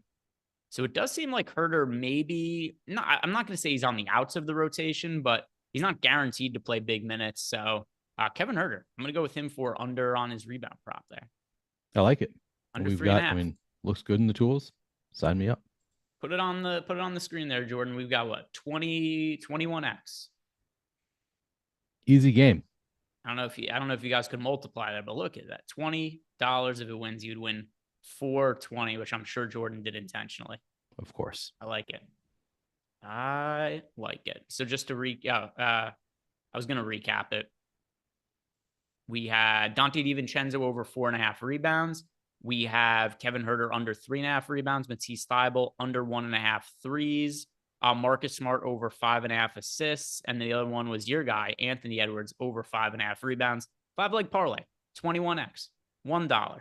If it wins, you win $21. $2 if it wins, 42. Or as Jordan put it in, $20 pays out $420. Promo code Greg.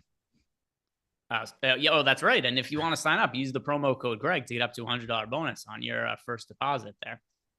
Now let's look at these. Updated numbers here. What's going on in the game? Terry Rozier, 1 rebound, 1 turnover, no other stats. Kelly Oubre up to 4 points, 3 rebounds, and an assist. Other player, nobody else really doing much for the Hornets. 5 points and 3 boards for Mark Williams. That's not bad. Yeah. JT Thor. We were asked if JT Thor was in play, and I said no. And he's got a flame right now.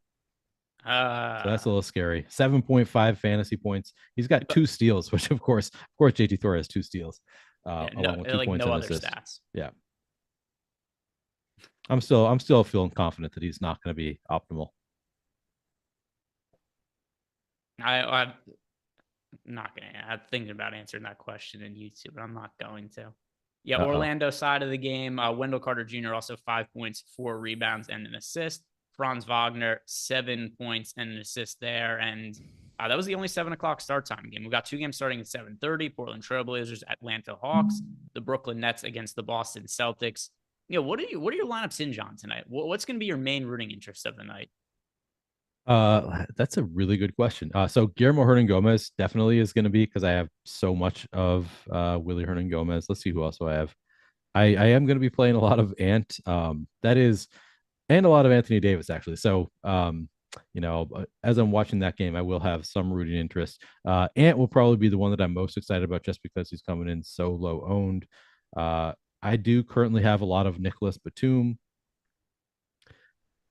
I'm not totally confident in it, but I think I'll probably still have a lot after starting lineups come out. Got a lot of Brandon Ingram. So does the field, though. Yeah, I don't know. I'm not playing anybody who's like completely unowned, and I'm playing a lot of them. Ant would be the closest on that front, but yeah, I cut back. So I'll be rooting against Chris Dunn. I'm under the field on Chris Dunn at this point. Yeah, I don't know. What's your biggest rooting interest? Terry Rozier is really popular, so I have him in a bunch of lineups, but I'm like not that dissimilar from the field, so I guess he won't really make or break me. Probably Eric Gordon, because I have a bunch of him as a value play. So Eric Gordon, I would say. By the way, we got some super chats that are rolling in here. And then also, just to help a friend out here, our guy, the OMG father, he wants to know what the best way to get a hooker is. If you really want to know how to get fucked, this is what you do. You go to DraftKings.com, you play Terry Rozier tonight. That'll do it for you. That's apparently what'll get the job done. So you want to know a website, you go to DraftKings.com and you play Terry Rozier tonight. He will fuck you good. 100%. Good and hard. Super chat from Jacob. Make sure this $5 finds its way to Jordan Klein. Nothing else involved. He just wants to make sure that Jordan gets this $5. Jordan, you got a fan there. Was that Jacob who has a wrench? Yes, this is Jordan. Did Jordan change his YouTube name and super chat himself? Okay, he used to work here. I was wondering. I was like, I saw the wrench and I was like, I don't know which, because we got some Jakes. Hey, Jake. Oh, Jacob DeRoziers. Okay, yeah. I think he designed my high stakes stuff, or he did the graphics for it. Oh yeah, so it's because when you just get the when you just see the people's first name there, it's hard to know. So yeah, I do know who that is. I didn't realize who it was when it first because it just says Jacob on the screen, right? Like there's a lot of, it's one of those common names like Eric, right? It could be anybody. Oh, it was not him apparently who did the high stakes. That was Eric. Greg Magruder. Oh, look at this. It's Greg Magruder again. Please keep this $5 away from Jordan. Neil can use it to buy more flannel. I appreciate that. I will use it to buy more. I mean, I get flannel. Like I said, I paid for this one. I don't remember how much, but yeah, I'll find a good flannel. I like how you said you paid for that one, implying you steal your other ones. I have this one I paid for. The other one stole. So you can see I'm wearing my Scotch-Brite hat. I also have this flannel that I wear all the time. This is was a gift from my wife who works at 3M. They just gave us branded 3M stuff. So I got that free flannel, this free hat, because my wife works at 3M. So how many do you own? 2 shirts? I own 4. Give me some credit here. Do you wash them ever? I actually just did some laundry yesterday, but not frequently. I was just thinking yesterday. I wash my shirts a lot more than I wash my pants, because I just wear the same pair of pants every day. And usually I start my laundry and I'm like, shit, I'm wearing my pants already. I'm not going to take them off. So I wash my shirts, semi-regularly. And I have washed my pants. Yeah, you need to get more. Neil, you've won a Millie Maker. People don't know this about Neil. He's won a Millie Maker. He owns 4 shirts and he's paid less than $20 for all of them. You could upgrade your wardrobe a little bit. I could, but they're good shirts. If you went to Costco, that'd be fancy spending for you if you got some clothing. Absolutely. Yeah, maybe I'll do that tomorrow. Look into it. The next super chat we have here, I thought we got one more. Wasn't there one more? Oh, no, it was just Greg Magruder. Once again, left us $5 to not give. He paid us $5 to not pay Jordan $5. So, Jordan, you give it, then you take it away from him. That's going to do it. That is the end of our show today, guys. If you haven't done it yet, do us a big favor. Like the video, subscribe to the YouTube channel. Also, don't forget, we've got our new Odd Shopper show every single weekday, 4 to 5 p.m. Eastern time. Laufey, Ben, Eric, Aton, those guys are chopping up sports betting. Go check out our Odd Shopper channel. Subscribe to that. Watch that show when it goes out. And also, we've got a lot of different betting content that goes up on there every single day. Guys, thank you very much for watching. I hope you have a great Friday night. Good luck tonight.